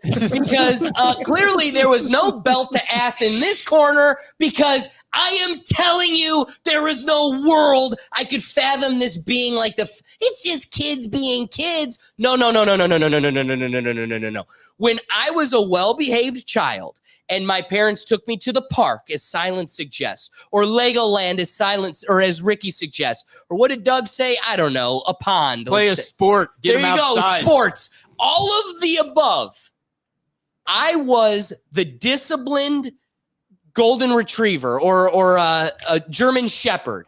I sat there at attention. But the second the leash came off and I was in the dog park, bitch, you knew I knew how to have fun. So I was militant, sitting up straight, and I knew what the dog park was, and I knew what the classroom was where I had to sit at attention. So I just can never agree with your point with that. Well, you know, it's not. I'm not. You said it's a couple of kids on the internet dragging this poor kid. I am in no way dragging this kid. The symptom of the character that will be developed by his parenting, his misbehaving personality, none of that is his fault. All of that is the result of his shitty parents. But we've had this conversation before on the podcast. At some point, is it 18? Is it 25? Is it 30? No matter how much it is the parents' fault, at some point that kid's going to have to be accountable. These terrible characteristics, whether it's narcissism or whatever's embedded in him, that he doesn't get to just write it off at 45. Well, it's my mom's fault. No, at some point you need to become self-aware, and all of those issues you do need to work on. Society doesn't give you the pass. So for me, I can have affection for, it's sad that we have the nature of kids. They show up to a classroom displaying the nature of kids, and our solve for that is Ritalin. Pump the bitch full of medication. I don't love that. And so I'm never going to say numb them till they're zombies. But I also am going to say there is an important societal balance that you also can't have monkeys swinging from the rafters. So I got to keep you off the ceiling, and I'm not trying to have you drooling on yourself. And a healthy balance with the belt kind of finds me somewhere in the middle. I don't know. Doug, what do you got? So I did some Google searches and artificial intelligence searches. Gotta love AI. Museums, most major museums will use the institutional art insurance. It provides coverage for art collections owned by institutions or entrusted them by private art collectors. Institutional art insurance can cover many risks such as theft, damage, and loss. It can also cover damages caused during exhibitions, loans, or transit. So who is it paying? So there is a broken item. What is it saying it's covering? It's paying, I'm assuming, the artist that lost. Just says that the museum will insure the art. She should be all right. Money back. And then they got to go collect on Look, it. all That's right, how insurance You works. pay for your insurance hoping nothing ever happens. It's the biggest lottery in America. I would say, Doug I understands how hope she don't have to pay. He gets the front part, but I don't think he gets the back half. Yeah. Of insurance. Okay, you bought a ticket to the show. Like another one of the two was saying that when you purchase a ticket or you get a ticket to go to the museum, you are invited into that facility, and they are assuming risk and assuming also that they have taken reasonable precautions to protect their art. Things could happen, things could still get broken, but part of that insurance is you are inviting these people in. You assume the risk of anything that might happen, which is why you buy the insurance. So reading that too, it's like if they went there and bought their ticket, I don't know. He's discovering how insurance works. I'm glad. We are. I'll just say, minds. Maybe not on the internet, but definitely in You this got to room. think of it in the car scenario. but I own a car, right? You break my car. Insurance has it covered. Who's getting that money? Me, because I have the loss of property. But the insurance relationship doesn't end there. I just Then find it hard to insurance believe they're goes going to after go you. for the full value of the painting to the full 132. Yes, we Like, are. that's, I think everyone's in You agreement mentioned here. that, like I Yeah, just they're knowing pulling that a they fast are one on going to this get some lady. money, I can't Yeah. believe they're truly going to go. that's what I'm after saying. the full amount. Like, if the thing is worth $1 million and 132 is the deductible, you gotta pay the deductible. I understand. I love Ricky's point. I understand, but if that's not the deductible, that's crazy though. Hold on, Brian, can you do me the favor one last time? Bring on the screen and pause the art. Okay? Let's emphasize what this is. And yo, maybe it's the titties, yo. Original. He saw them titties. He saw the titties. Yeah, his mouthful. He wanted someone to titties. That's Tatas. all. Yes, That's all. yeah. He's like heavy. That is exactly what he went for. Oh my God. He's getting a face full. He trying to get them heavies. Okay, so we got a kid discovering nature for the first time. Cut him a break. Yeah, I mean, isn't that what art is for? For you to discover the artwork's meaning to you? Like, come on. It made an impact on him. I will never forget that museum experience. But A six-figure impact, Okay, yeah. the greater dialogue here is there is zero worlds where that is worth 132,000. Like It's for- shiny. It's It's shiny. The vagueness of artistic value always comes down to what people are willing to pay for it. And unless it is a money embezzling business, you are not finding a person that finds $132,000 of value in that. Not in any reasonable world, especially. And if you do think it's worth $132,000, you're probably going to protect it maybe a little bit more than. I'm surprised the insurance company isn't going after the museums. Like, what the hell? Yeah. You just let this out there. That didn't look like they took reasonable measures to protect the agree. artwork. I agree. And that was one of the insurance things. Totally. Now, I And think why we don't have a close up of this like art piece, like of the art piece itself? Like, Yeah. what the is other this art thing they piece? don't- What is it? Is it stone? Is it glass? What is it? because it doesn't, maybe metal, I don't know, or plaster. It might even be plaster because it doesn't. It's not falling with like a tremendous thud. If it was like metal, it would have probably thought Yeah, it was so a little it's- heavier. Hold on. Doesn't it bounce? And if it was marble, he would have been Right. crushed. This is where lawyers get involved. But if it can be rebuilt, Yeah, maybe. it's then heavy. what the most you could sue for is the material cost and the hourly cost to get the product The whole. And it's reconstruction, not yeah. to say that you actually have to rebuild it, but that is the value at which I owe you. I don't need to replace the thing in its entirety and buy a whole new glistening woman. All I need to do is make you whole. And whatever that value is what I should be paying. If that's there's no world, it's $132,000 if that's what it is. No way. Okay, let's wrap this bad boy up. So, Ricky, you're up there. You're ready. Wrap it up for us. What do you think? Man, if this is some marble from the ancient days, Roman days, I understand. You know what I mean? Can't get that marble back. But ask the belt, get the ask the belt, because it doesn't make sense. You're going on the news. You had to email the news and get them come to your house, and your kid was still acting like an idiot in the kitchen. You know what I mean? You just hide his face with a Ninja Turtle mask. Like, where's the dad? If this was really an issue, the dad would have came out like, man, I work hard. Like, you know, I don't deserve this. He made a simple mistake. But the mom, asked the belt. You have too much sympathy on the kid. If you don't stop him now in his tracks, he's gonna be a Kia boy, and from a Kia boy to death row. So stop it in the tracks. You know, it's crazy. And the museum is robbery. Like, let's see the artwork. Let's know what material it is. Let's see what the piece is. Y'all ain't show for some reason, and that's sneaky to me. That's very suspicious. But you know, it's 132,000 is crazy. Give her a $10,000 deductible charge or some shit. Right. That's why there's insurance. And I just want to highlight one last point from Ricky's position. He's the only one to have touched upon this point twice now. And it's a small point, but I think he raises it continuously because it is telling. There is no fatherly figure anywhere in this situation. He isn't in the picture, literally in the frame, but also he isn't even in the interview. So the news article that follows it, there's no bleeding heart father that's out here saying, you know, this is my wife was taking care of my kids. I was out of blah, blah, blah, blah. The mystery of the absence is the most telling piece. Silent, rapid thoughts. Yeah, it is your job as a parent to teach your kids that there is a time and place where they can run around and exert all of their excessive energy, and a closed, small museum surrounded by hundreds of thousands of dollars, allegedly, worth of art is not it. And it is your job as a mom to teach your kids that. I can appreciate simple. that. Yeah. Are the insurance trying to pull a fast one? Obviously, of course. Because, like you said, the news piece didn't even get some B-roll footage of like the broken statue, or like zoom in, show us the material, show us why it's worth 132,000 plus, you know?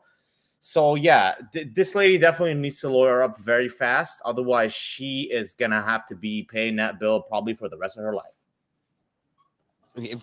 Great point. Hey, no Great point. college. That's the kid's college fund right there. So Yeah, that right does there, pull him down. exactly. And you know what I'm saying? Doug, did you have a wrapping thought?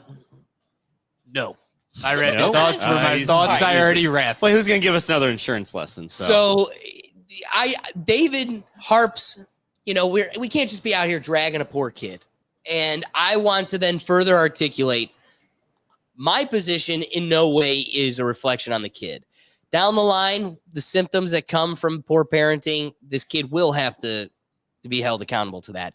But right now, it's but for, right? So this is a stress factor in determining fault and liability in like neglect cases. So, but for this action, this result would not have occurred. So, but for the mother's parenting, the kid is not a misbehaved child. Nature versus nurture. That's what we're experiencing. Mom, why don't I have a college fund? Well, honey, when you were 5, I love that. But at the same time, is it the kid's fault he doesn't have a college fund? Like, again, even now, let's comment really hammers. The kid really doesn't know what he's doing. It's your responsibility to embed into him that he knows what he's doing. This kind of, we did a great job of avoiding these types of sensitive subjects. But one of the things I want to emphasize is when we have conversations about like police interactions with Black folk, one of the things that I say all the time is it's definitely part of it is what you're training your kids. Like, I didn't come into this world knowing how to interact with a cop. And if you tell them fight for your life, well, when they start fighting for their life and it results in force that otherwise wouldn't be there, there's a conversation to be had there. I only bring this position up because the crux of that point is I didn't know what a cop was. Somebody needed to teach me. That was the role of my parents. And some parents put them in a different light than other parents. This is the same thing. Your role as the parent is to embed into this child what behavior in a museum is like. Whether that comes at 2 years old, well, they can't really walk. At 3 years old, okay, 4 or 5. I don't know where it is on that sliding scale because we all have different capacities. If you have a 24-year-old child that has the brain capacity of a 7-year-old because he has Down syndrome, like, you're going to be limited in what you're able to accomplish there. And I respect that. So it's a sliding scale. I can't point at needs to know how to be in a museum at 5 because we're all different. But also, that comes down to if you do have a Down syndrome child that's 16 years old that has the capacity of a 5-year-old, well, then guess what? Even at 16 years old, you're holding his hand through the museum. There is a different behavioral approach depending on the capacity of your kid. So if your capacity of your kid, if you raised a couple of Gergats and you've got 10-year-old, 45-year-old kids, then yeah, you could probably leave them at the bench and safely know they're not going to tear down the statue. But if you've got a 20-year-old with the capacity and behavioral approach of a 7-year-old, it's your responsibility to know that they can't be left on that bench alone, that it's you who needs to hold their hand, that it takes extra intervention and oversight to ensure that you don't lose the mortgage. Yoo-hoo. So, David, that's my position on it. And like David Bricky, that guy over there on the couch, Doug said, it probably just isn't a place for kids. Rapping thoughts. It's probably not a place for kids, especially the unguarded. But sometimes you just don't always know that. If that's your first time at the museum, you're thinking, it's a local museum. How bad could it be? And it could probably be pretty bad. But I don't want to sit here and subscribe to the notion that parenting should be perfection. I just don't see that there's things that just go wrong all the time. It isn't perfection. It isn't. My parents weren't perfect. Your parents weren't perfect. This whole room's parents were not perfect.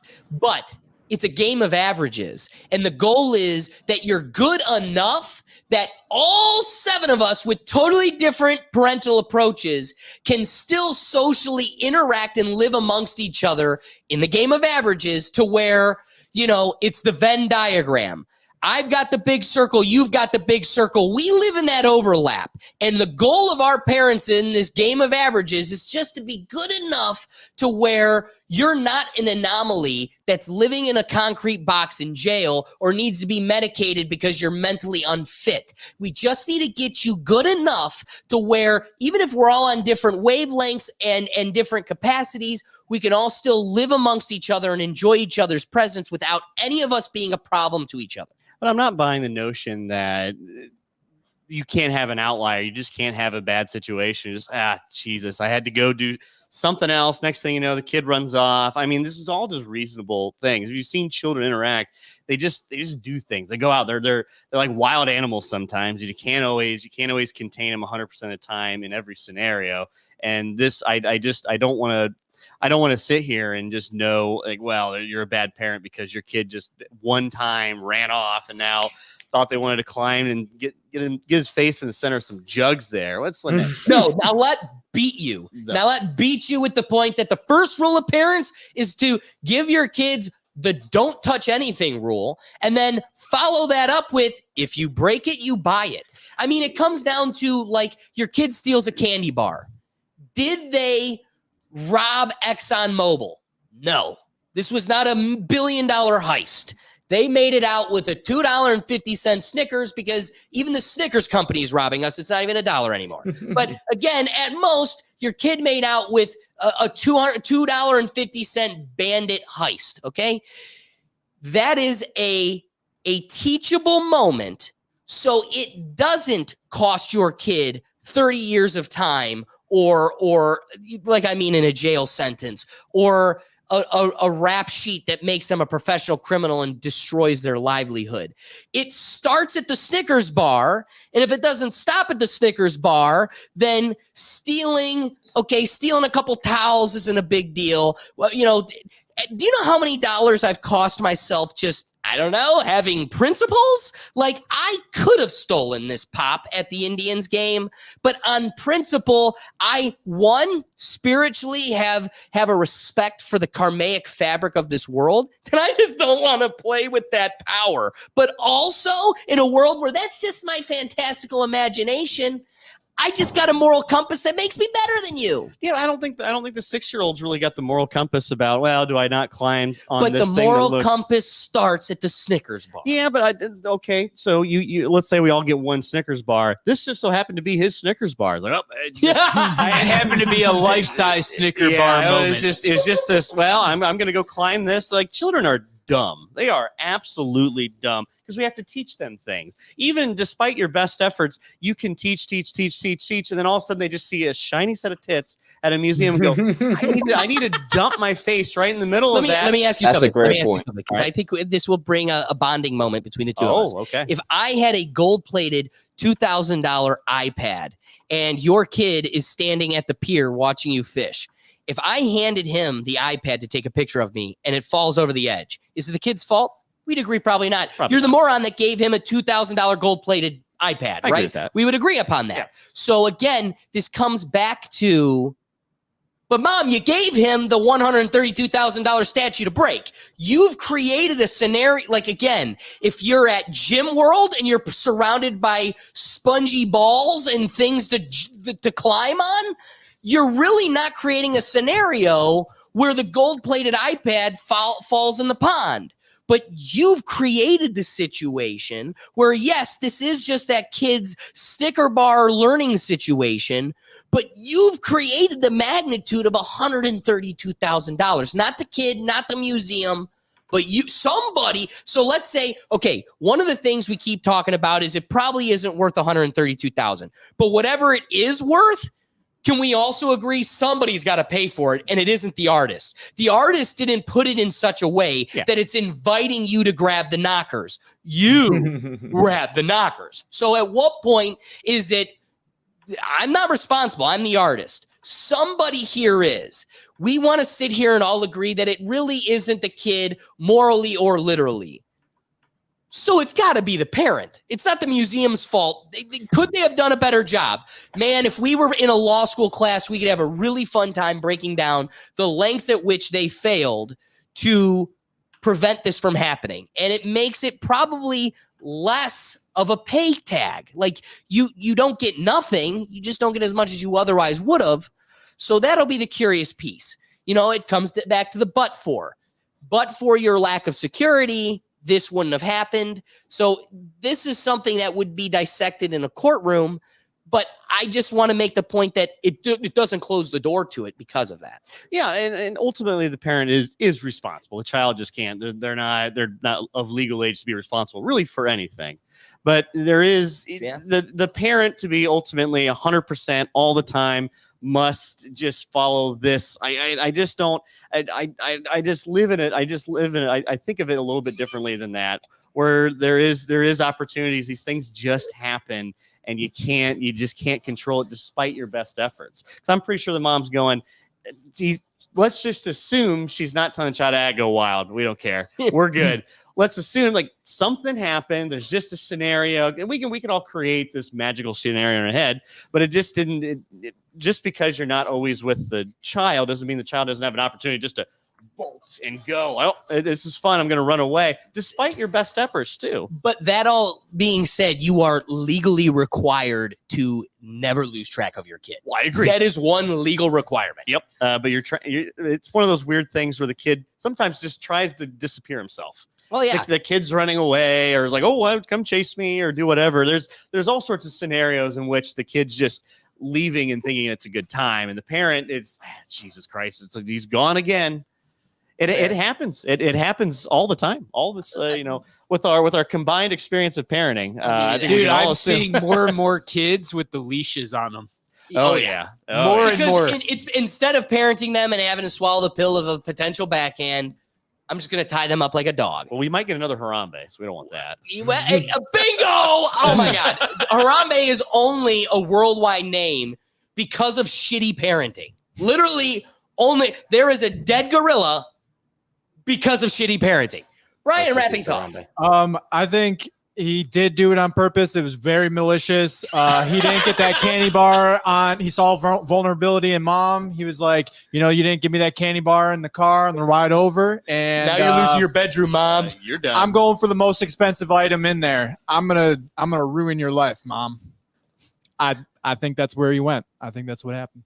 I think you're 100% right. I think you're 100% right. All right.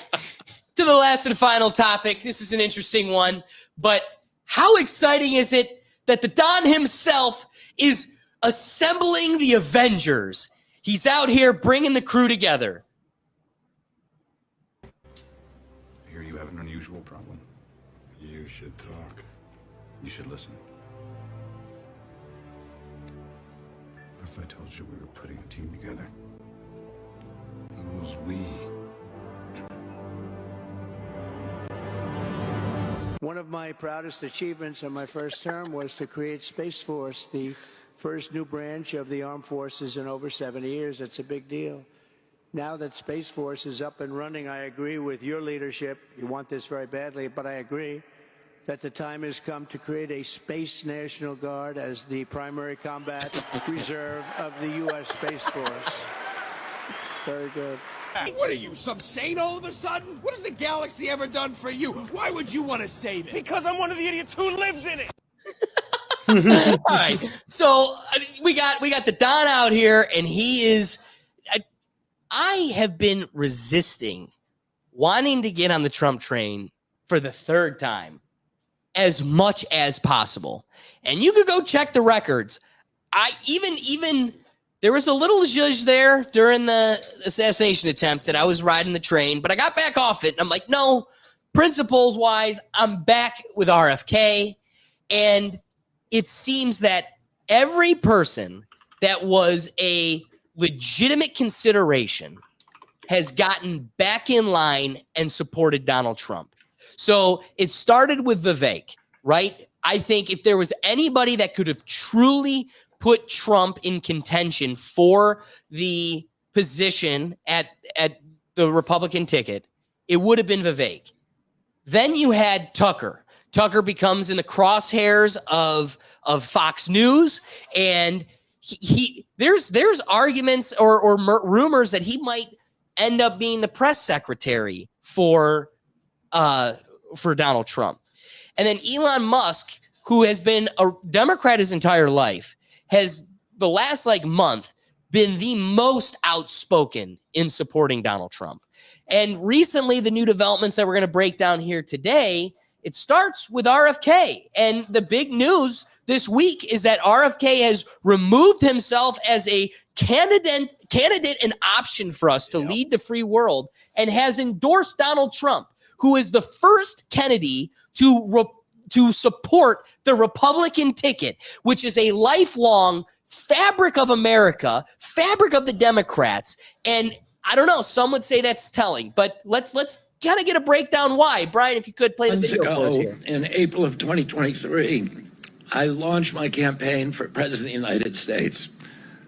I began this journey as a Democrat, the party of my father, my uncle, the party which I pledged my own allegiance to long before I was old enough to vote. I attended my first Democratic convention at the age of 6 in 1960. And back then, the Democrats were the champions of the Constitution, of civil rights.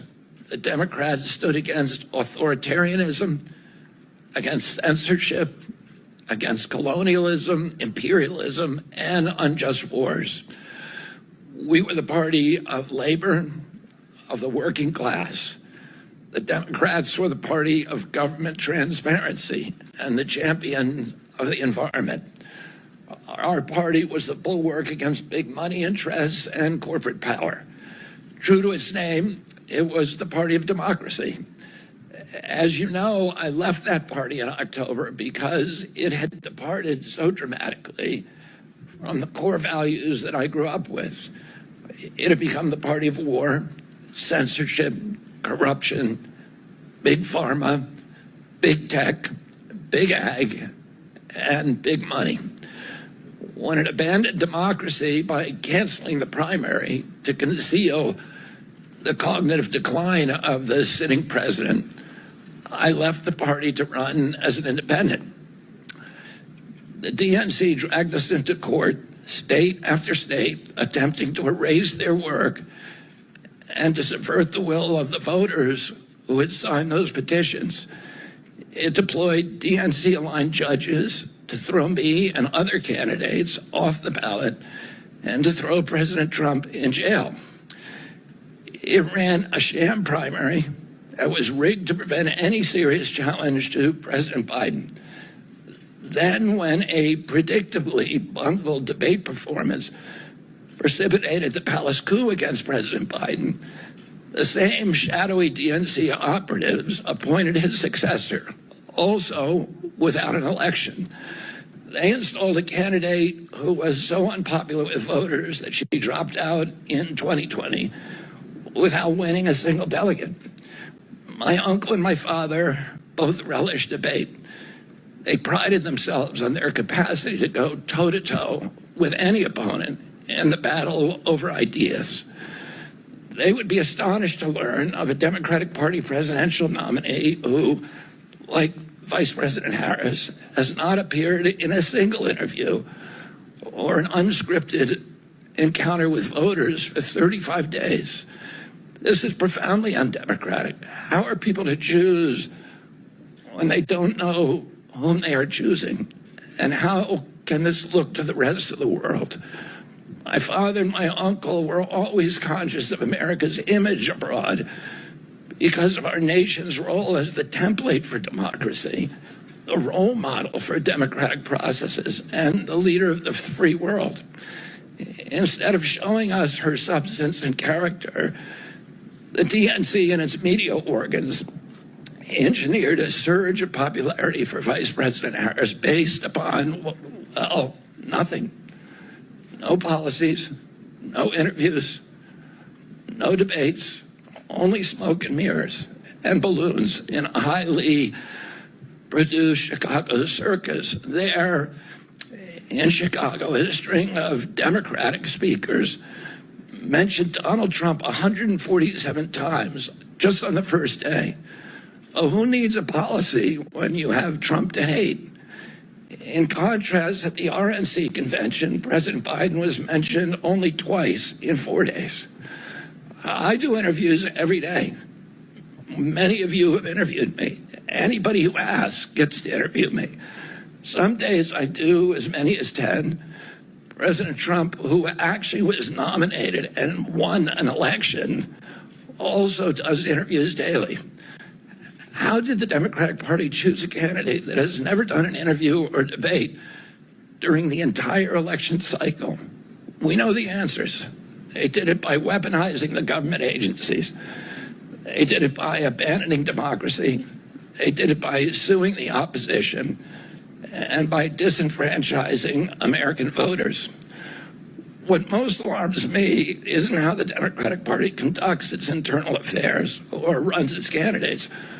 What alarms me is the resort to censorship and media control and the weaponization of the federal agencies. When a U.S. president colludes with or outright coerces media companies to censor political speech, it's an attack on our most sacred right of free expression, and that's the very right upon which all of our other constitutional rights rest. There is an interesting conversation presented here about the abandonment of democracy by the Democrats.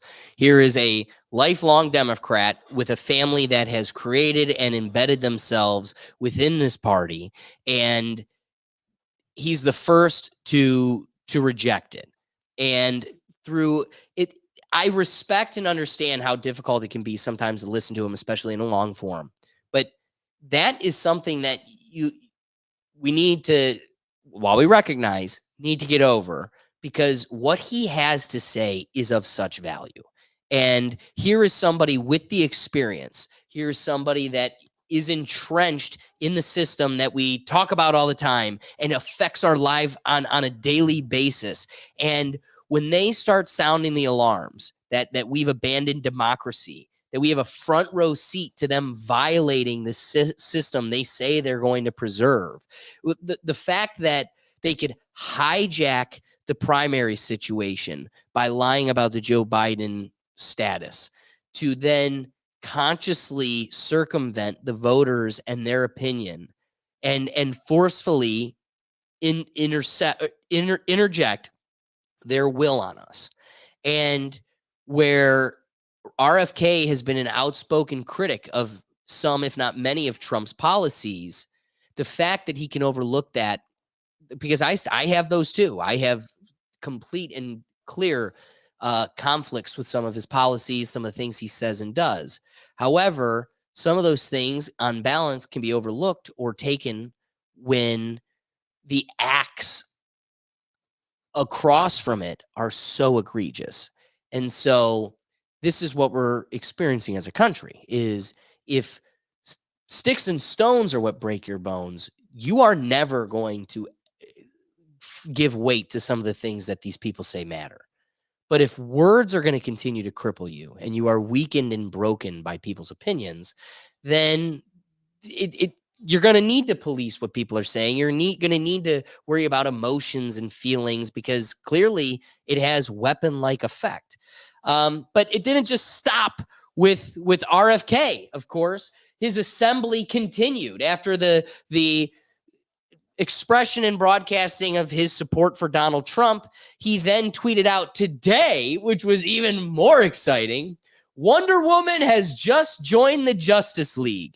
And Tulsi is another strict and long life Democrat that has had to abandon that position for her principles and her moral compass. I still think deep down she considers herself a Democrat. She's just not of that party, of that entity. That being said, Brian, why don't we show everybody, going through the deep depths of Twitter, they also were able to use AI to show Tulsi as Wonder Woman. And damn, God bless AI, because she makes a great Wonder Woman. Wonderful Wonder Woman. Shoo. Yeah, can we give her my vote right now? Like, take my vote. If it lasts more than 4 hours, They you might do wanna call have- your doctor. I'm just saying, they do have the same facial structure. They do have the same black hair as the actress that plays Wonder Woman. The similarities is there. Yeah, right. She is wonderful. And like, again, you have somebody like, if we want to talk about mental health and strength and everything, so much of it is being physically strong. You have somebody that surfs on a regular basis, works out daily, takes her diet seriously, has served in the military. So she has the background to kind of know what's risk averse when they're throwing your kids to death. And yeah, we got to overlook that person because she doesn't play ball with the politicians. It's like, no, I think of the people that have their heads on their shoulders, she's got it on the most straight.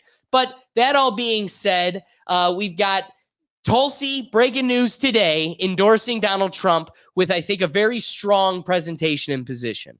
Privileged to be here with all of you, my brothers and sisters in uniform, especially on this day of all days.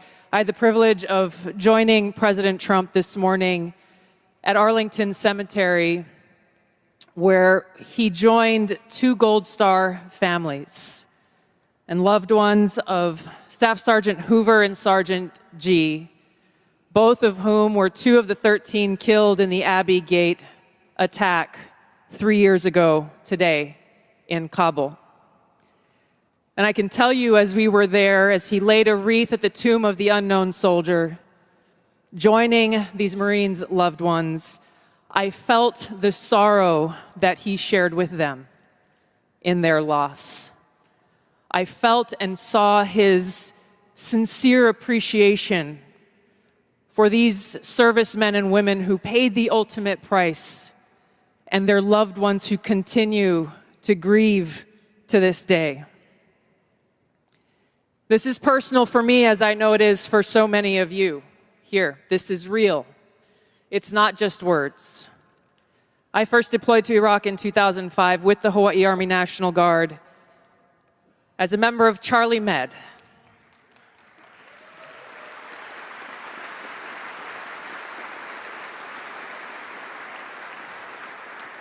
As those of you who were deployed during that time know, it was the height of the war, and sadly, we took many casualties. And every day we were confronted with that high human cost of war and that sadness as we boarded the plane when we left, that we were leaving some of our brothers and sisters behind, only to lose others when we got home to suicide. So I mean what I say when I share with you that I know that President Trump understands the grave responsibility that a president and commander-in-chief bears for every single one of our lives. Whether you're a soldier, you're an airman, a Marine, sailor, or a coastie, he keeps us in his heart in the decisions that he makes. We saw this through his first term in the presidency, when he not only didn't start any new wars, he took action to de-escalate and prevent wars. He exercised the courage that we expect from our commander-in-chief in exhausting all measures of diplomacy, having the courage to meet with adversaries, dictators, allies, and partners alike in the pursuit of peace, seeing war as a last resort. The truth is, as we head towards our decision as a country in November, the same cannot be said about Kamala Harris. In fact, the opposite is true, and we're living through this reality today as this administration has us facing multiple wars on multiple fronts and regions around the world, and closer to the brink of nuclear war than we ever have been before. This is one of the main reasons why I'm committed to doing all that I can to send President Trump back to the White House, where he can once again serve us as our commander-in-chief.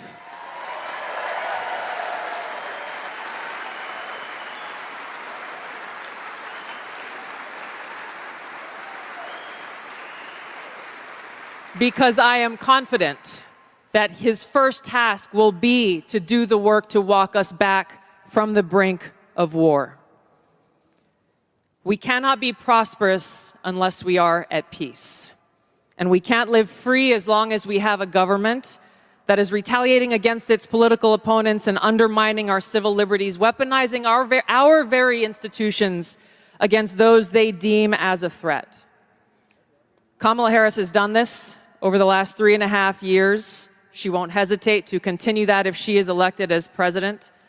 President Trump has been their first and foremost target in this because they don't want us as voters to even have the option to vote for him. I've been their most recent target, added to a secret domestic terror watch list after exposing the truth about what kind of dangers we would face if Kamala Harris is elected as president.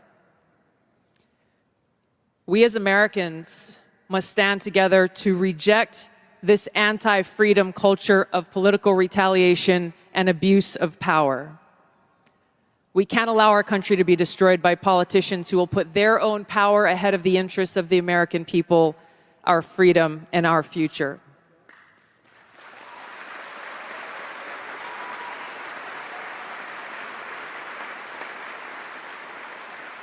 I am proud to stand here before you today, whether you're a Democrat, a Republican, or an independent. If you love our country, as I do, if you cherish peace and freedom as we do, I invite you to join me in doing all that we can to save our country and elect President Donald J. Trump and send him back to the White House to do the tough work of saving our country and serving the people. Thank you very much. Thank you very much, Mr. President.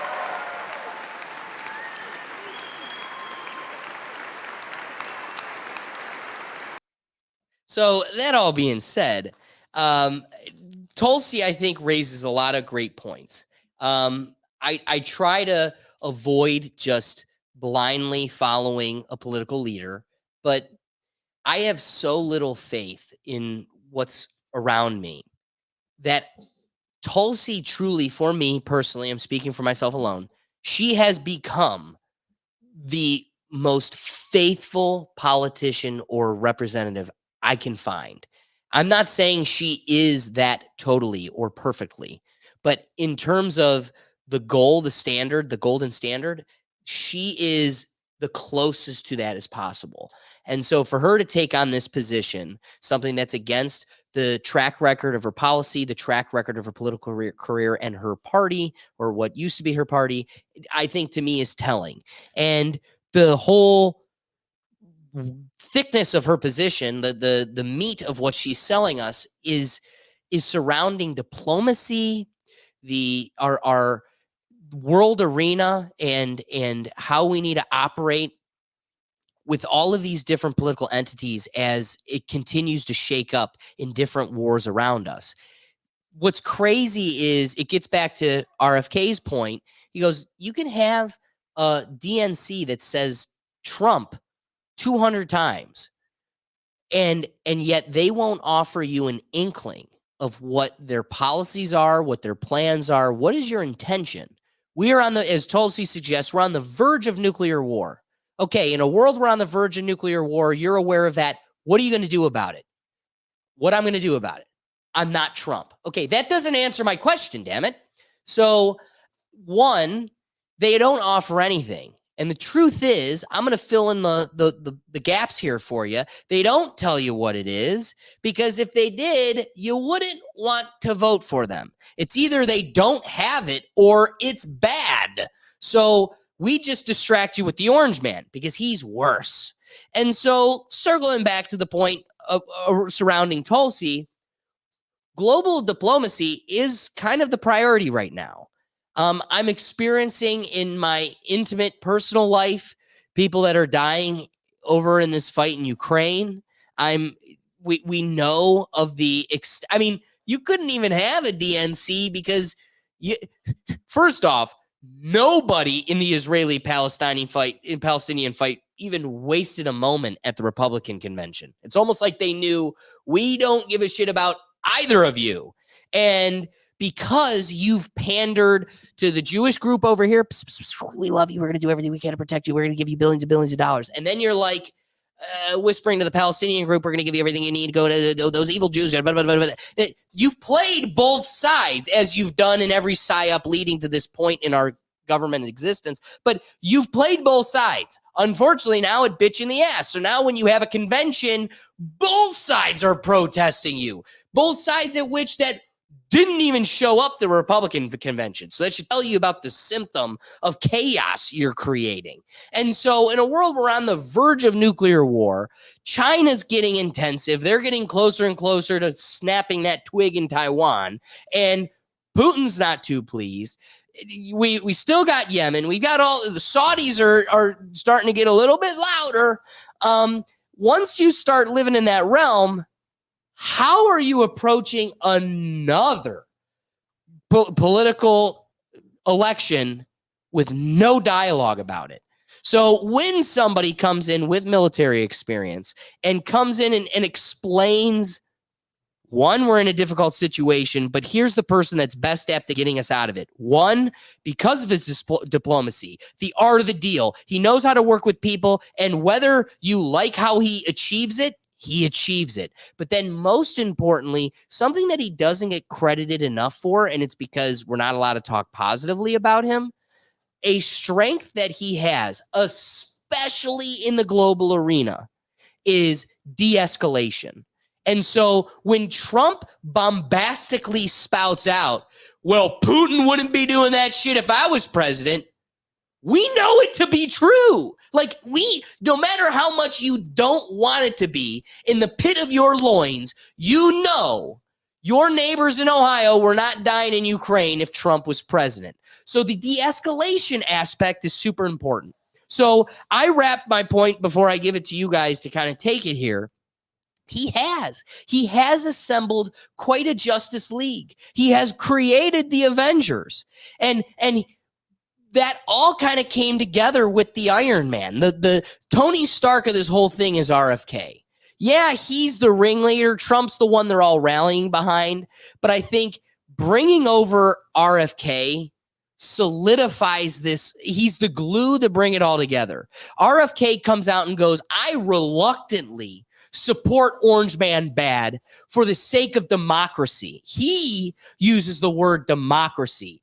We champion this thing, and we're supposed to be the golden standard for the world, and yet we continue to break those rules. There is no democracy here, or else Kamala couldn't be a candidate. There is no democracy here, or else Biden wouldn't have been able to get away with stalling out the way he did. And there isn't democracy here if you could present a candidate without any piece of the will of the people. All right, so democracy, that is the infinity stone that is brought to us by RFK. Tulsi brings us today the diplomacy and the war aspect of it. You have somebody that is an authority and expert in the art of war, and they are telling you reluctantly, I have to, for the sake of our country, support Orange Man bad. You have somebody like Vivek, who I am reluctant to support because of the weird backgrounds that he has with the World Economic Forum or whatever the case may be. But damn it, no matter how much I want to try to have and find issue with him, he is the best and most well-spoken advocate for most of the positions we present here on this show. So you'll end up loving the guy. And so here is a guy that champions economy and is an authority on our economy. And he is saying that Orange Man bad is the best choice in this situation. Tucker was the most watched voice, most listened to voice in America. And he got shut off by his broadcasting station at the cost of hundreds of millions of dollars to that station to rip his contract. Because son of a bitch, he just won't stop telling them the truth. And the lemmings can't know the truth. And somebody's got to shut him up. It's worth $100 million. Just take him off. Just turn him off. And so he comes in championing free speech. Right on his coattails is a billionaire that spent hundreds of billions of dollars to own the town square, the digital town square that is Twitter, to then flush out for the public, hey, just so you know, the government has been committing illegal atrocities against you all, censoring your freedoms, and I just want to make you all aware, and I want to straighten that out. I want to shut up their avenues for intervention, and I want to make this as free as possible. So then you've got the champion for censorship. J.D. Vance, I think, is just the Hawkeye. He's just kind of in the back. Nobody knows what the hell he's really doing. He gets his own TV show and everybody cheers him on.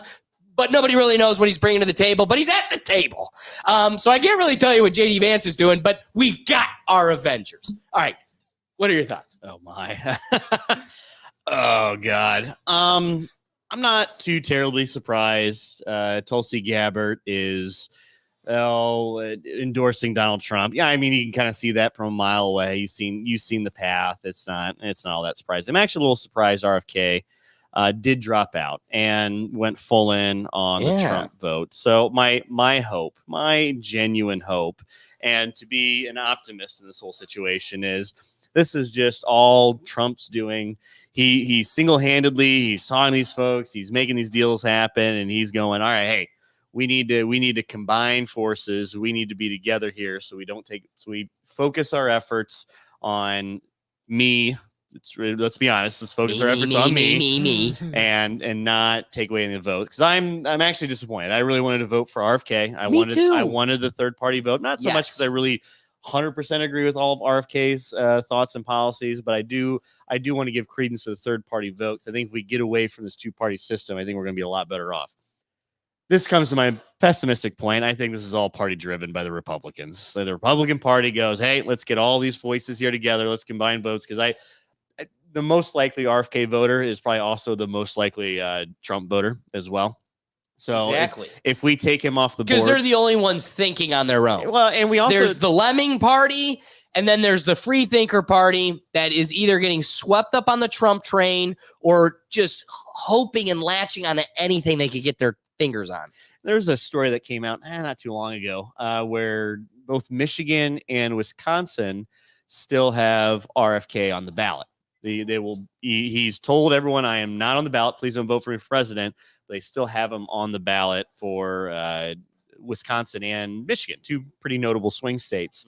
So I don't think that's a problem. It doesn't take too many brain cells rubbed together to understand. If RFK is on the ballot, there might be some idiots who vote for him instead of Donald Trump, and then that's one less vote for Donald Trump.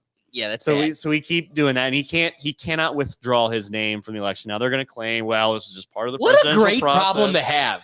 Like, imagine being like, oh darn, looks like I'm on every presidential ballot, and like, as a human being, that feels pretty awesome. What like, if he ends up winning too, and he pulls well, out? You can't win, but I think if you get a significant number, it'd be like, maybe I shouldn't have done that. I hope he doesn't get a. I think it's 5% for it to be a third party. I think it's 5% nationwide too. It's not like let's say he gets like 5% of each state's Wisconsin. vote. It's just we just wasted 5% of those votes. Yeah. That probably. And again, back to your point, it would likely be Trump votes. Yeah. So we're getting in a real Ralph Nader situation here. So I'm a little upset. I really wish he would just go whole hog and just keep going, even if he's not going to win, but continue to build that third party momentum. So I'm not too terribly excited about that. The Elon thing, he said he was of the left, but where was his left policies? Where exactly? He was pro marijuana. Whoa. Where was this his left comes back policies? to my philosophical position against Democrats for the longest time, which is they are not liberal. They champion the title liberal because it gives them the ability to fight under the veil of good. So they've played this word game of, well, no. The sheepskin I wear is good. I'm liberal. But they actually are not liberal in any sense of the word. So I think even if Elon wasn't championed by the Democrats, just like me, Trump, RFK, and Tulsi, all of our policies have been liberal from the start. There is not a single policy that says this drinking fountain cannot have trannies drinking from it. There is not a single policy that says blacks can't get behind cars. Everything is, because patriotism's racist now, we're not allowed to talk about it, but everything is, we are one, all of us, no matter what color or what you've got dangling, we're all one.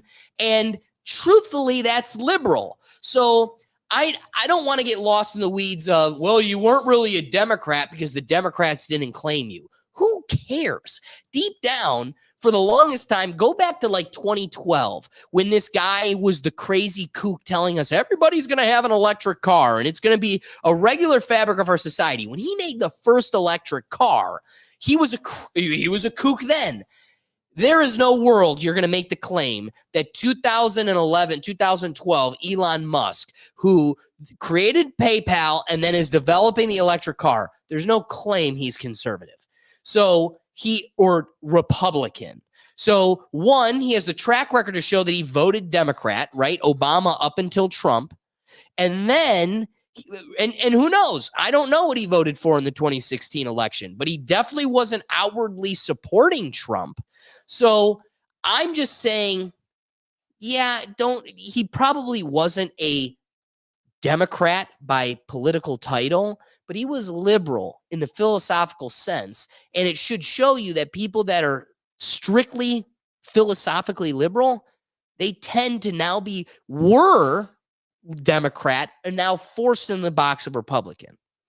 I guess I've seen I think we've both seen the tweet he sent out where he was just a little left of center, and then someone pushed him, and I was like, well, you're now all the way over here. I'm still left of center.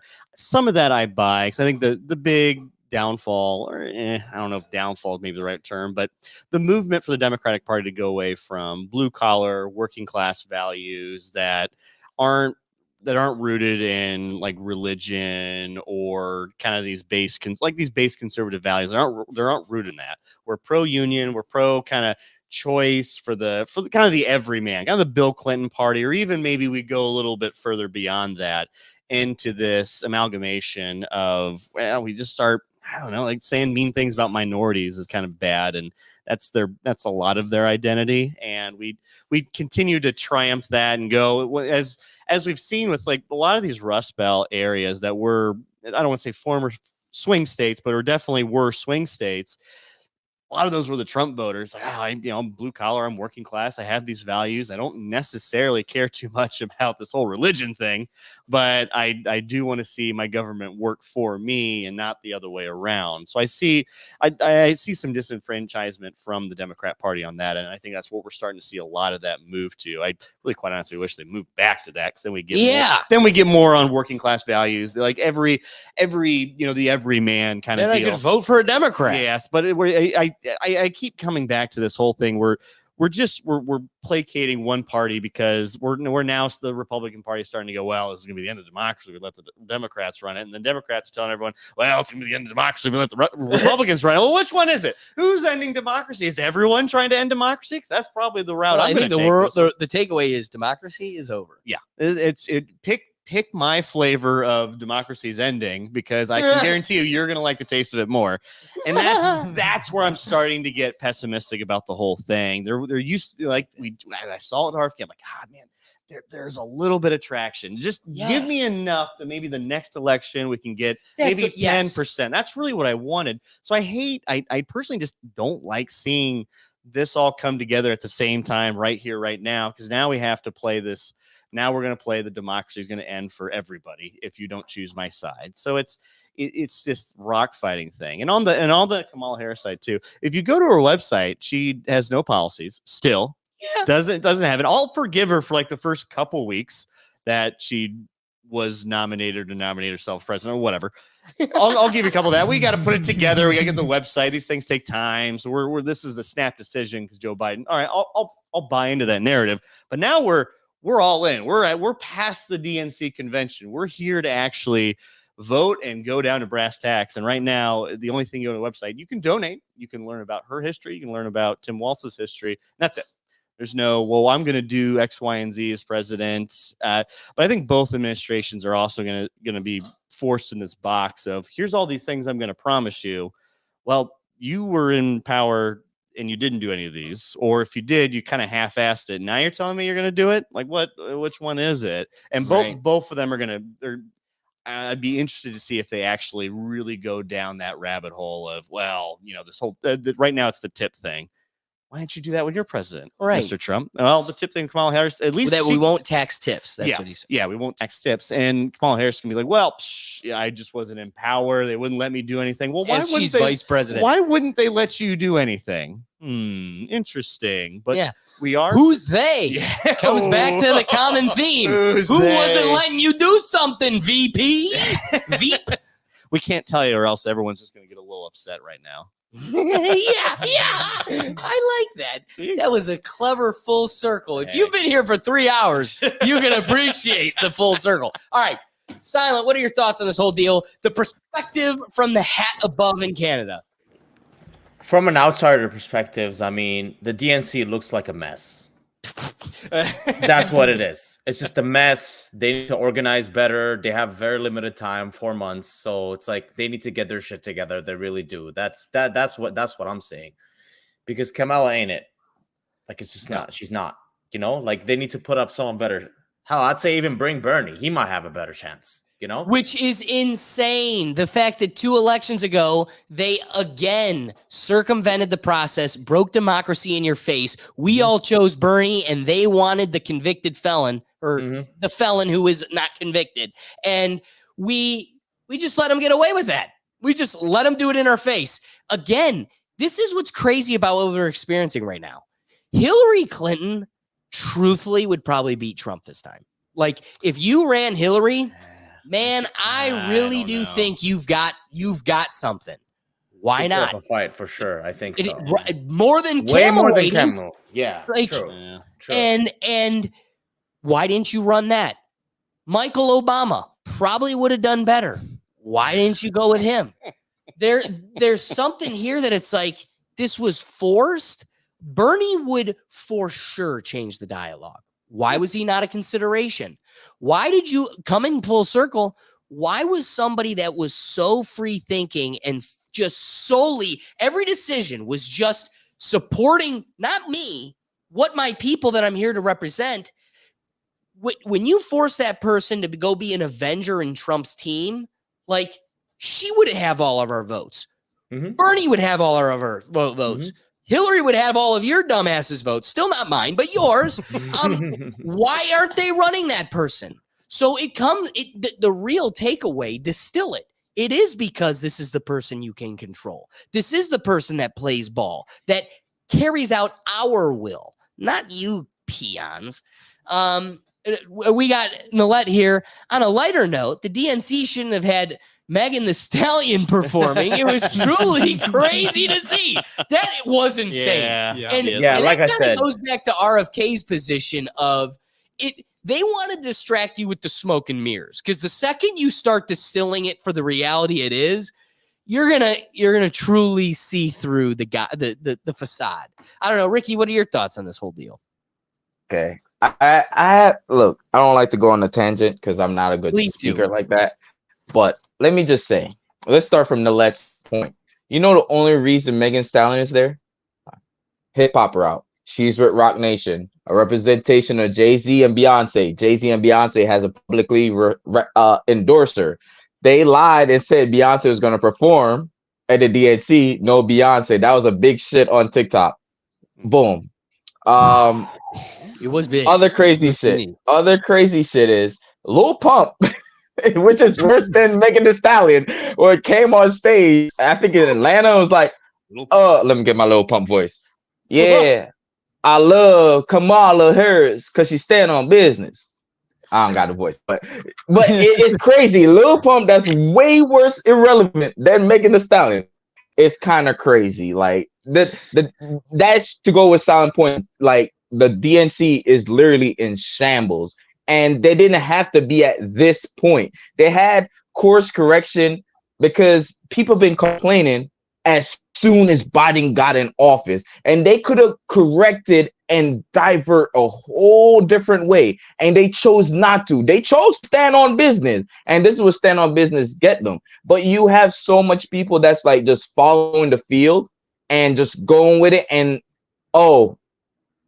whoever is the head DNC that nominates the person or whatever is like, we still got the black vote. Black Lives Matter is still going on, even after the fraud and shit. And black people actually waking up. Black people on the internet saying, black Americans saying, like, yo, Black Lives Matter is the organization was bullshit. We understand what the message was, but the organization was all fraud bullshit. Why y'all think just pushing a black face in front of us with no substance, no like good track record, like an average black person that hear the story of like, yeah, she locks up single black moms that couldn't get their kids to school because the kid was bad behaving, because there's no father in the house. Why you gonna lock me up? Why I gotta pay for that? I'm trying my best. She was locking moms up in California. She rejected a guy from getting out from debt row. So like her track record is not great. She's Jamaican, but she's claiming Black American. Like I don't know what Kamala, Miss Harris.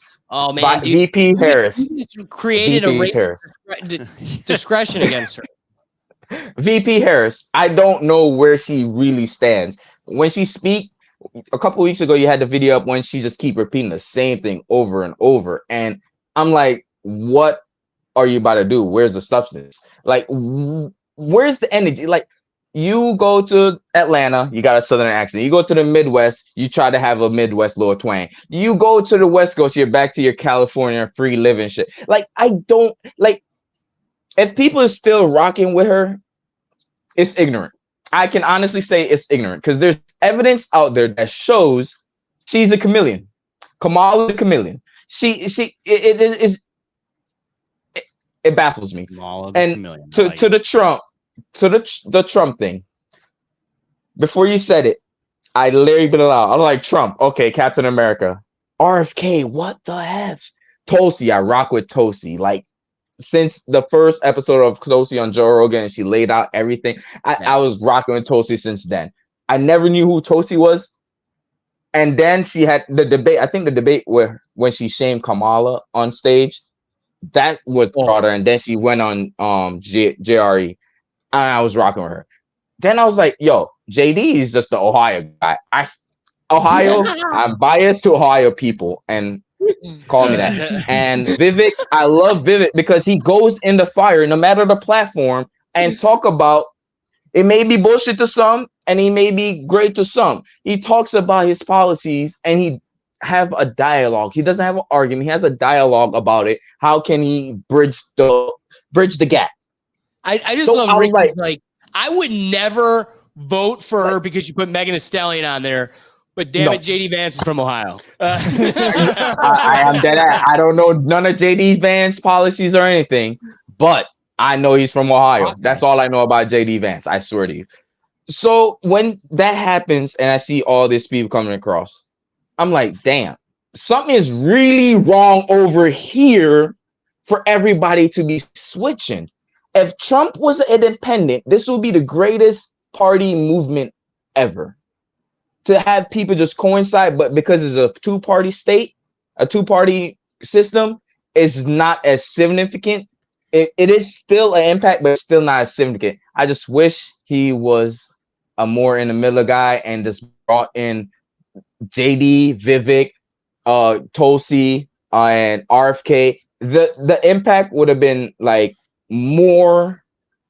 I don't know. It just been more. No, I absolutely agree with you. Because it's still in the back of my mind here. Is this a Republican? And that's the thing. So, Ryan, if you could.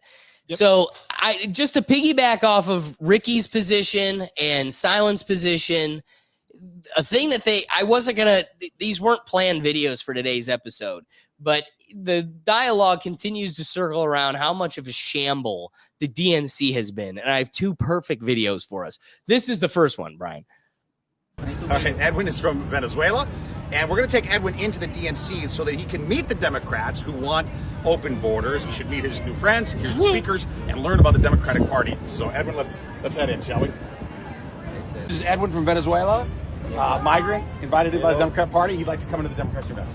You have to get your credentials. Yep, you have to go to Jackson. Yeah. Wait, you mean he needs credentials and permission to come in to get past the wall? Yeah. Oh, it's like a border wall in a way, huh? Yeah.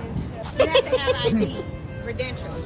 You can come in. To come to the United States? No. Not to come to the United States. Okay, but to come to the Democratic Convention. Here, baby. Okay. You believe in security. You believe in securing a boundary. Edwin can't come in. Without credentials. That's all I know. I commend you on guarding this border. You're doing it very effectively. We have been ejected from the DNC credentialing office because we're not permitted to be here. We don't have permission. We didn't go through the application process. It seems like the United States would use similar rules about crossing the U.S. border. DNC doesn't believe in that, but they do believe in it for their own convention.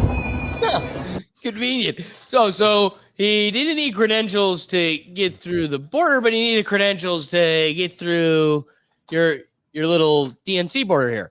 This one is the best from the least likely source. When I could tell you a championed position for the Republicans was going to come from Chris Cuomo at the DNC, I doubt you would have believed it. Brian, let's roll it. Reveal a reality to you that has to be spoken to here, okay? Greg, look at the ring of sweets, okay? This is not unique to Democrats.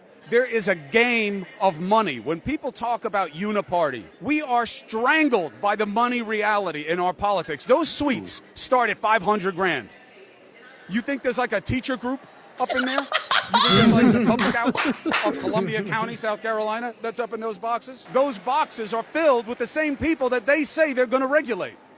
They are literally looking down on the faithful and being told, yeah, we're going to break down on them. We're going to make them pay their share. They paid 500, 700, $1 million, $1.5 million to have those seats. And the same thing is true with the Republican side. And they're going to take them down. They're going to change how it is. They are looking down from on high at the people who make the difference in their communities. And that is the reality of politics. Wow. You know the thing is, I can tell that I remember it was like 2012 when I start questioning the Democratic Party. I just got out of high school. I was working for like a couple of years and I didn't have health insurance. You know what I mean?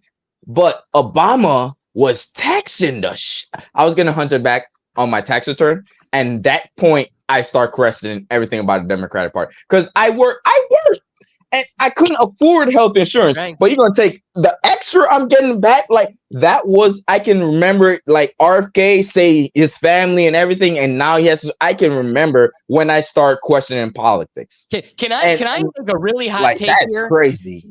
Can I make a really, really hot take? I'm going to tell you what, Ricky. It's almost as if they've created a system to keep you and maybe people like you from receiving a paycheck.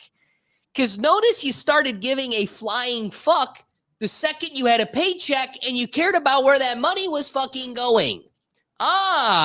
So if I could create a system where I fool you into thinking I give a shit about you and your mom and your hood, and then I cripple your ass so you never make a penny, well, then you never give a shit what I'm doing with your money. But the second you got a paycheck and I'm stealing half of that bitch and you're looking at what we're doing, well, fuck, we lost you. So then I'm going to make you out to be a racist. So then you don't want to be my enemy. It's convenient how this whole thing works. Okay, I'm going to present a wrapping thought and then we'll give it to the horn here so we can start landing this plane. But I think David has presented the strongest position here in that if I need to highlight disappointment or the problem I see, it's that I think we as a society and as a community were cheated from a political opportunity to change the political landscape. We are in a bipartisan chokehold that has been the centerpiece of my political grievance throughout the whole tenure of the Rethink Tank. There isn't a, so here's where I'm at, a piece that we've done that hasn't circled around pretty much every political problem we have is central around this chokehold. I've used the example before. It's like Coca-Cola and Pepsi. Half of Coca-Cola's marketing scheme is to sell Coca-Cola. The other half of Coca-Cola's marketing scheme is to convince you into thinking the only other option is Pepsi. That way, if you're not considering me, you're only considering Pepsi. And if Pepsi is doing the same exact mechanism, that means RC Cola never gets to be a consideration.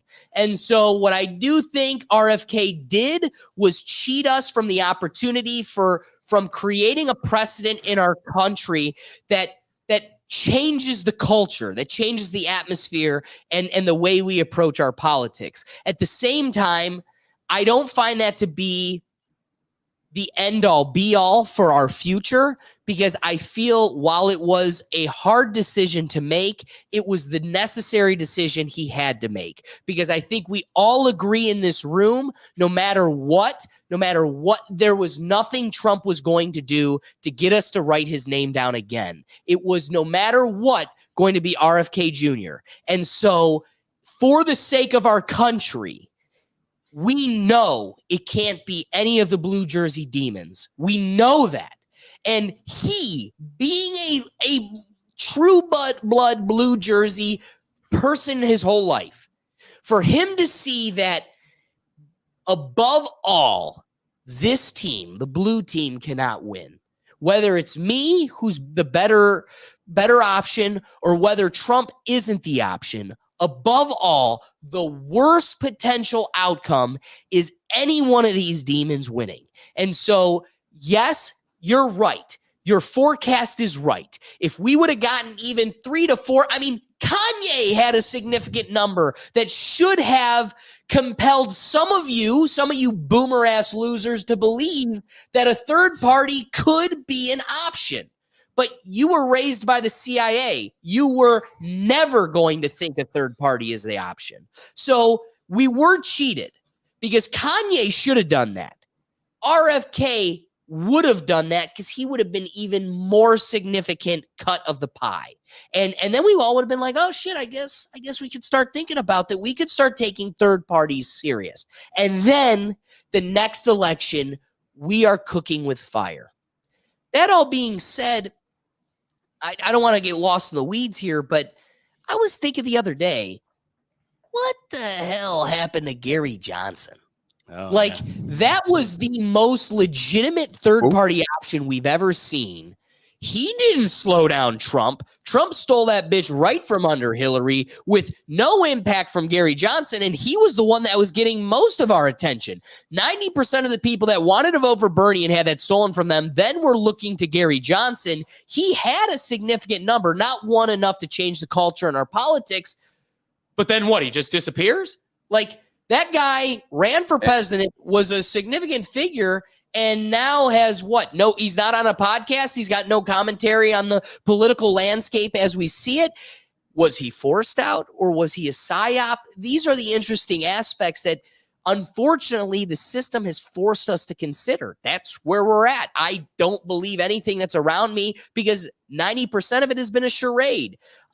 So bringing it all full circle, I wanted to give the third party credence, like you said, and make it that option, build the third party out. And RFK was going to do that. However, with the strong force behind Trump at this point, you could see, one, this is what's best for the country. I could only cripple what is best for the country.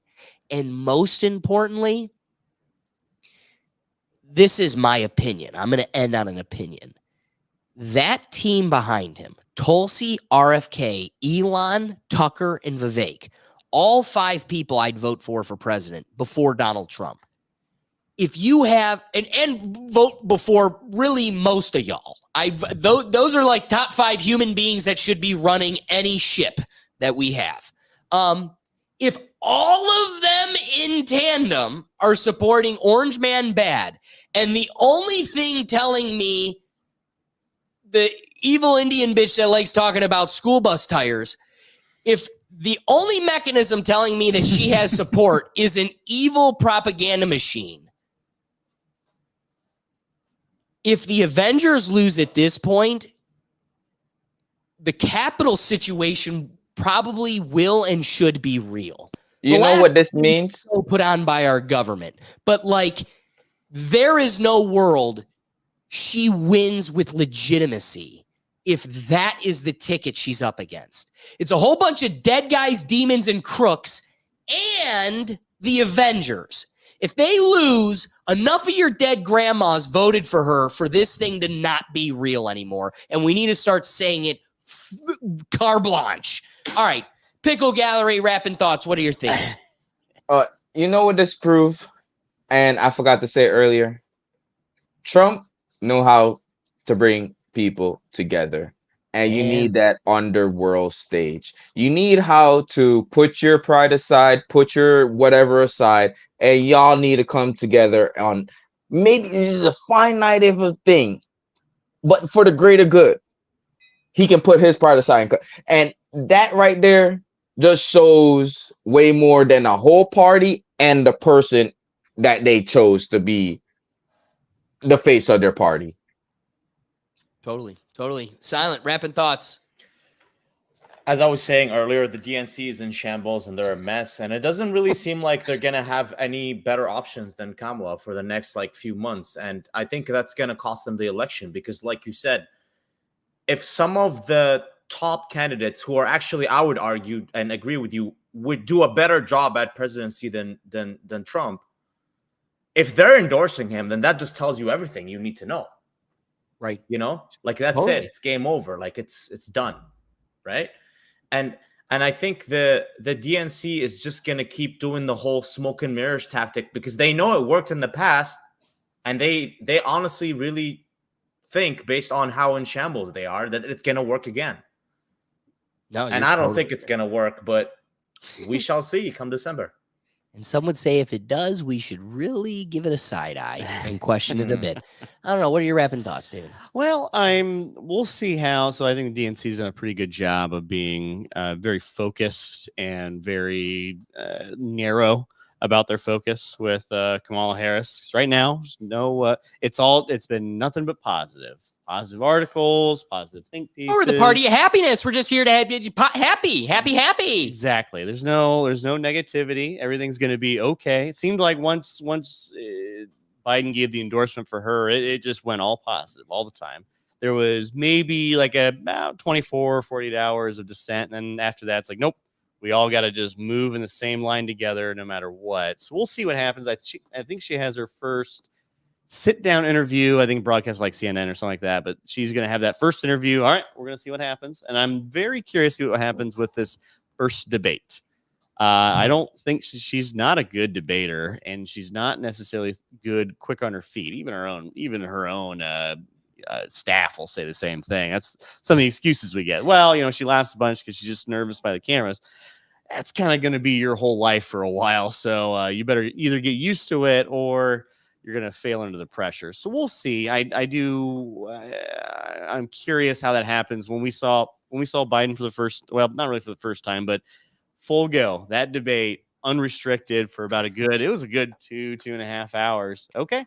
Now the American people finally saw, okay, I don't want this. And I'm not really convinced the other guy, but I definitely don't want this.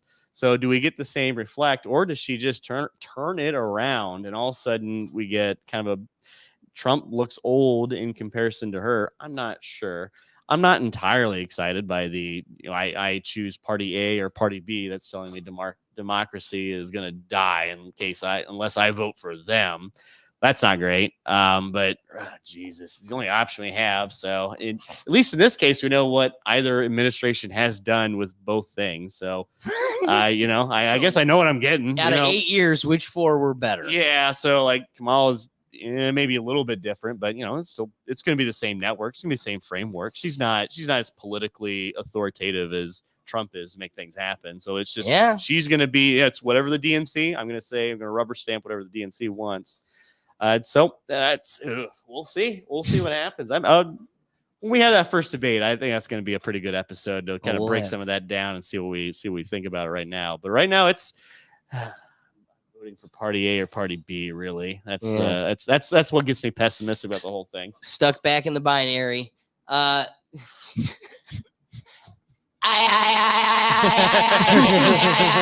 your SpongeBob Brian, rapid thoughts. Yeah, I think Silent said it really well. It's a pig pen out there.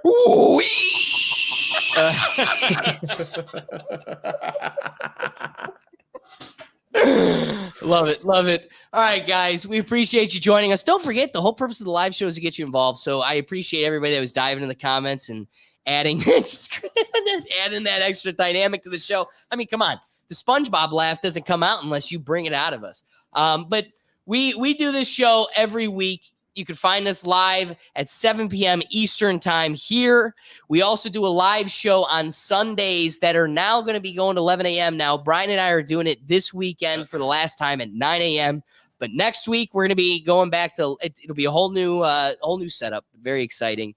And then following that, also on Sundays at noon, we're going to be Eastern time. We're going to be kicking off our new Sunday football review. And we're going to be talking football, everything that's going on, college, NFL. Get excited because the Browns are taking it to the Super Bowl this year. But be a part of the conversation with these live dialogues. But guys, we go across the platforms on different shows, different channels, but you can find it all in one central place, and that's at our website at www.rethinktankpodcast.com. So again, thank you everybody for joining us live, but we'll catch you next week. Peace.